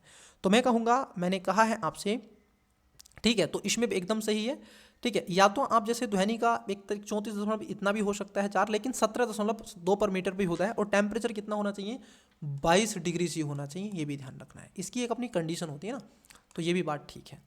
चौथे की बात कर लें तो चौथा स्टेटमेंट क्या कह रहा है, ये कह रहा है कि ध्वनि के प्रवर्तन का उपयोग आप देखोगे स्टेथोस्कोप और आप देखोगे कर्सव हॉल के डिजाइन के लिए किया जाता है। बिल्कुल, जब डॉक्टर आपके चेस्ट पे धड़कन को देखता है ना, ऐसे लगाता है, टक टक टक टक, डब डब होती है, ठीक है, मैंने खुद लगाया हो, तो मैं इन चीज़ों का एक्सपेरिमेंट करता रहता हूँ बच्चे। तो देखिए, तो यहाँ पर क्या हो जाएगा, यहाँ पर चारों बातें आपकी सही हो जाएंगी, मतलब कि डी इसका करेक्ट आंसर हो जाएगा, पहला, दूसरा, तीसरा, चौथा। चलिए नेक्स्ट क्वेश्चन की तरफ बढ़ते हैं। ये कथन कारण वाला क्वेश्चन है। पहला कथन क्या है, देखिए कथन वाला क्वेश्चन है, पहला कथन क्या पूछ रहे हैं उसको जानिएगा। द्रव्यमान संरक्षण के सिद्धांत का पालन करने के लिए रासायनिक समीकरण को संतुलित किया जाना चाहिए, मतलब कि अगर आप द्रव्यमान का पालन कर रहे हैं तो ऐसे में रासायनिक जो समीकरण होती है उसको संतुलित किया करें। दूसरे में कह रहे हैं कि संतुलन यह सुनिश्चित करता है कि समीकरण के दोनों ओर प्रत्येक तत्व में परमाणुओं की संख्या समान रहे। मैंने अभी आपको दिखाया था एक करके, ठीक है, तो ये भी बात यहाँ पर सही है। तो दोनों बातें इसमें सही है, इसमें कोई दोहराग्रह नहीं है। देखो यहाँ पर आपसे वेहेब पूछा गया है रासायनिक अभिक्रिया का, ठीक है, उसके समीकरण का, और कुछ समीकरण नहीं पूछ रहे हैं। देखो यूपीएससी क्या करती है, आपसे यही चीज़ें तो पूछने की अपेक्षाएं रखती है। आप सिचुएशन क्या है उसका सोल्यूशन कैसे दे सकते हैं, ठीक है, उस पर बताइए। तो यही है, ठीक है। तो इसका राइट आंसर क्या हो जाएगा, ऑप्शन नंबर आप देखोगे ए। पहला कथन सही है और दूसरा भी सही है, और कथन दो कथन एक की सही व्याख्या भी करती है। चलिए अगले कथन की तरफ बढ़ते हैं। क्वेश्चन है नेक्स्ट, रासायनिक परिवर्तनों के संबंध में कथनों पर विचार कीजिए। पहला है, रासायनिक परिवर्तन के परिणाम स्वरूप नए पदार्थ का निर्माण होता है। नंबर 2, लोहे में जंग लगना रासायनिक परिवर्तन का एक उदाहरण है। 3, रासायनिक परिवर्तन सदैव प्रतिवर्ती होते हैं। 3 में कह रहे हैं कि लकड़ी का जलना एक भौतिक परिवर्तन है। उपयुक्त कथनों में से कौन सा ये से सही है या फिर है? ऑप्शन नंबर ए केवल एक, 2, बी 2 और 2, 1 2 4, सी 2 और 3, डी 1 2 3 और 4। वीडियो को पोस्ट करें, करेक्ट आंसर बताएं। 79 का राइट आंसर क्या होगा? चलिए आपने इसका करेक्ट आंसर दिया होगा। चलिए एक एक करके बात करते हैं। देखो पहला स्टेटमेंट है कि रासायनिक परिवर्तन परिणाम रूप से नए पदार्थों का निर्माण होता है। जब परिवर्तन होगा तभी तो नए पदार्थ बनेंगे, बात एकदम सही है। दूसरे में कह रहे हैं कि आप देखोगे लोहे में जंग लगना भी एक रासायनिक परिवर्तन का एक उदाहरण है। ये भी बात ठीक है, क्योंकि लोहे में जंग लगना ही क्या है, Fe2 और O3 लग जाता है, तो इसको बोलते हैं XH2O, ठीक है, ये बनता है, ठीक है, तो इससे जंग लग जाता है। और बताइएगा लोहे में लगा हुआ जंग भारी हो जाता है, उसके बाद में लोहा भारी होगा कि हल्का होगा, ये भी बताना है। नंबर 3 में कह रहे हैं कि रासायनिक परिवर्तन सदैव आप देखोगे परिवर्तित होता है, ऐसा नहीं है। चौथे में आपसे पूछा गया है कि ये जो है लकड़ी का जलना एक भौतिक परिवर्तन है। नहीं महोदय, लकड़ी का जलना एक भौतिक परिवर्तन नहीं होता है। आपको बता दें कि एक रासायनिक परिवर्तन के रूप में रखा गया है, क्योंकि लकड़ी को आप भौतिक मैटर को जला करके राख बना रहे हैं, ठीक है। तो यहाँ पर तीसरा चौथा गलत है, पहला दूसरा सही है। तो राइट आंसर क्या होगा, ऑप्शन नंबर ए इसका करेक्ट आंसर हो जाएगा, ठीक है, केवल 1 और 2। चलिए अगले क्वेश्चन की तरफ बढ़ते हैं, लेकिन उससे पहले इंग्लिश वाले स्टूडेंट्स क्वेश्चन देखिएगा, बताइएगा। ये स्टेटमेंट है। अगला क्वेश्चन है आपका 94, ये स्टेटमेंट है, ऑप्शन ये है, बताइएगा। 95, उसके बाद में इसका ऑप्शन और ये है, इधर स्टेटमेंट और भी है इधर। 96 स्टेटमेंट 1 और 2। वीडियो को पॉज करके और आंसर दीजिएगा इसका। 97, 97, consider the following statement regarding chemical change के बारे में आपसे पूछा है, बेस पूछा है और कुछ नहीं पूछा है। चलिए अगला क्वेश्चन देखते हैं क्या है। देखिए क्वेश्चन है आपका, रदरफोर्ड के परमाणु मॉडल के संबंध में निम्नलिखित कथनों पर विचार कीजिए। रदरफोर्ड के बारे में, ये जो परमाणु मॉडल है उसके बारे में आपसे पूछ रहा है। पहला है, किसी परमाणु के नाभिक में उसका समस्त धनात्मक आवेश तथा अधिकांश द्रव्यमान होता है। दूसरे में कह रहे हैं, इलेक्ट्रॉन नाभिक के चारों ओर स्थिर कक्षाओं में घूर्णन करते हैं तथा स्थिर विद्युत आकर्षण द्वारा बंधे रहते हैं। कौन सा सही है? 1, बी 2, सी दोनों और डी ना तो एक नहीं दो। वीडियो को पोस्ट करें, करेक्ट आंसर देने का प्रयास करें। ये तो भाई सबने पढ़ा होगा, जो रदरफोर्ड के परमाणु, ठीक है, मॉडल आपने सबने पढ़े होंगे लगभग लगभग। तो पहला वाला देखिए, कह रहे हैं किसी परमाणु में नाभिक और उसका समस्त धात्विक आवेश उसका अधिकांश द्रव्यमान होता है। ये रदरफोर्ड का 11th में आप पढ़ते हैं सब, 11th की एनसीईआरटी पढ़ोगे तो उसमें आपको मिल जाएगा ये, ठीक है, साइंस एंड टेक की फिजिक्स वाली। दूसरे में कह रहे हैं, इलेक्ट्रॉन नाभिक के चारों ओर स्थिर कक्षाओं में घूर्णन करते हैं और विद्युत आकर्षण के बंधे रहते हैं। ये भी बात ठीक है। तो इसमें दोनों बातें क्या हो जाएंगी, सही हो जाएंगी। राइट आंसर ऑप्शन नंबर क्या हो जाएगा आपका, सी हो जाएगा। चलिए यहाँ पर देखो, जो आपसे साइंस एंड टेक से क्वेश्चन पूछ रहे हैं उसके बिहेवियर पर क्वेश्चन पूछ रहे हैं, ना कि उसकी थ्योरी पर, ठीक है। बिहेव क्या है उन चीज़ों का, क्या आपको पता है? आपने जो पढ़ा है 11वें 12वें में पता है आपको, इसलिए एनसीईआरटी जरूरी होती है बच्चे। देखिए ये कह रहे हैं कि धातु और धातुओं के भौतिक गुणों के संबंध में कथनों पर विचार कीजिए, उनके बिहेवियर क्या रहे हैं। जैसे सभी धातुएं कमरे के तापमान पर ठोस अवस्था में होती हैं। क्या ऐसा है सभी धातुएं कमरे के तापमान पर ठोस हो जाएंगी? ये तो सरासर गलत बोल रहे हैं ना, बताइएगा सही बोल रहे हैं कि गलत बोल रहे हैं? गलत बोल रहे हैं ना। दूसरे में कह रहे हैं, धातुओं में गैलियम और सीजियम अबाध हैं, क्योंकि इनका गलनांक इतना कम है कि ये थैले पर रखने पर पिघल सकती हैं, ठीक है। ये कह रहे हैं सकती हैं, बिल्कुल सही बात है। ये इनका बहुत गलनांक कम होता है, इसलिए तो आप मानव हथेली पे भी रख दोगे ना तो तब भी ये नीचे निकल जाएंगी, हथेली से नीचे आ जाएंगी, ठीक है। तीसरा है, आयोडीन एक चमकदार अधातु है, जबकि सामान्यतः अधातुएं आप देखोगे चमकदार नहीं होती। अगर आप देखोगे तीसरा स्टेटमेंट भी आपका सही है। और जब कुछ नहीं करना आपको, राजस्थान का देख लेना है, सॉरी गुजरात का देख लेना है, तो आप समझ में आ जाएगा। तो पहला इसमें गलत है, ठीक है, और दूसरा इसमें क्या हो जाएगा, सही है, क्योंकि ये कह रहे हैं कमरे के। देखो मैं आपको बता दूं, पारा एकमात्र अपवाद है जो कि कमरे के तापमान पर तरल रूप में मौजूद रहता है। ठीक है, पारा कभी भी इसके नहीं रहेगा, पारा तरल हो जाएगा कमरे के तापमान पे। तो पहला गलत है इसमें, और जब पहला गलत है तो राइट आंसर देखिए ए तो होगा नहीं, सी नहीं होगा, डी नहीं होगा, क्योंकि यहाँ पर ए है। Right answer option number B हो जाएगा, 2 और 3 इसका करेक्ट आंसर है। चलिए अगला क्वेश्चन लेते हैं, और आज की क्लास का और ये टेस्ट नंबर 5 का अंतिम क्वेश्चन है बच्चे। देखिए क्या क्वेश्चन है, पहले मैं इसको रफ कर देता हूं, फिर आपसे क्वेश्चन की तरफ बढ़ता हूं, और कथन कारण पर क्वेश्चन पूछा जा रहा है। क्वेश्चन क्या है, निम्नलिखित कथनों पर विचार कीजिए। पहला कथन है, ध्वनि का संचरण निर्बाध में नहीं हो सकता, मतलब कि ध्वनि आपको सुनाई नहीं दे सकती। वो वीडियो किसने देखी है कि जब नासा के द्वारा भेजे गए थे अंतरिक्ष यात्री, ठीक है, तो वो वीडियो सबने देखी है। ठीक है, तो वहाँ पर वो ऐसे इशारा करते हैं, है कि नहीं। चलिए, तो पहला स्टेटमेंट एकदम सही है। दूसरे में कह रहे हैं कि ध्वनि एक यांत्रिक तरंग है जिसके संचरण के लिए एक माध्यम की आवश्यकता होती है। बिल्कुल, ये बात एकदम सही है। तो आप देखोगे कथन इसमें दूसरा भी सही है, और कथन दूसरा कथन एक का सही व्याख्या करता है। पूछा क्या था बच्चे, आपसे पूछ रहे थे कि कौन सा कथन सही है, एक और दो दोनों सही हैं, और कथन दूसरा कथन एक ही सही व्याख्या करता है, क्योंकि ध्वनि किसी माध्यम जैसे ठोस, द्रव, गैस, इनके द्वारा ही दोलन करेगी, निर्वात में ये कभी नहीं चलती है। इसको ध्यान में आपको रखना है। अंतरिक्ष में कभी भी ध्वनि नहीं चलती है, इसको थोड़ा सा ध्यान में रखेंगे। चलिए बच्चे, तो ये था आपके आज की क्लास का अंतिम, और ये टेस्ट नंबर आपका बच्चे आप देखोगे 5 पूर्ण रूप से कंप्लीट हो जाता है, कंप्लीटेड हो गया। और मैं आपको बता दूं, आज की क्लास में बच्चे इतना ही रहने देते हैं। जो आपकी नेक्स्ट क्लास होगी, ठीक है, जो आपकी नेक्स्ट क्लास होगी वो होगी सीसैट पर। सीसैट का हम लेंगे टेस्ट, और सीसैट का टेस्ट नंबर 2 होगा। इसमें हमें 10 टेस्ट आपसे चर्चा के बिंदु बनाने हैं। एक टेस्ट ऑलरेडी हमने आपसे चर्चा का बिंदु बना लिया है, दूसरा टेस्ट आपका अब जी नेक्स्ट होगा। आपके पास में क्या है, एक रात और एक दिन का समय है, आप जितना चाहें रिवीजन कर लीजिएगा। और बच्चे आज की क्लासेस में इतना ही रहने देते हैं। और मैं आपको बताना चाहता, इसकी पीडीएफ पाने के लिए डिस्क्रिप्शन में लिंक दिया हुआ है टेलीग्राम का, इंस्टा पर भी मुझे फॉलो कर सकते हैं। और मैं आपको बताना ये भी चाहता कि आवश्यक रूप से बताइएगा आपके कितने क्वेश्चन सही होते हैं, कितने गलत होते हैं। चलिए, और किसका यूपी पीसीएस का एग्जाम है 22 दिसंबर को, वो भी कमेंट्स करें, और बीपीएससी का किसका था वो भी कमेंट्स करें। तो मिलते हैं सीसैट के अगले टॉपिक पे, तब तक के लिए, अगले टेस्ट में, तब तक के लिए मन ला के पढ़ते रहिएगा।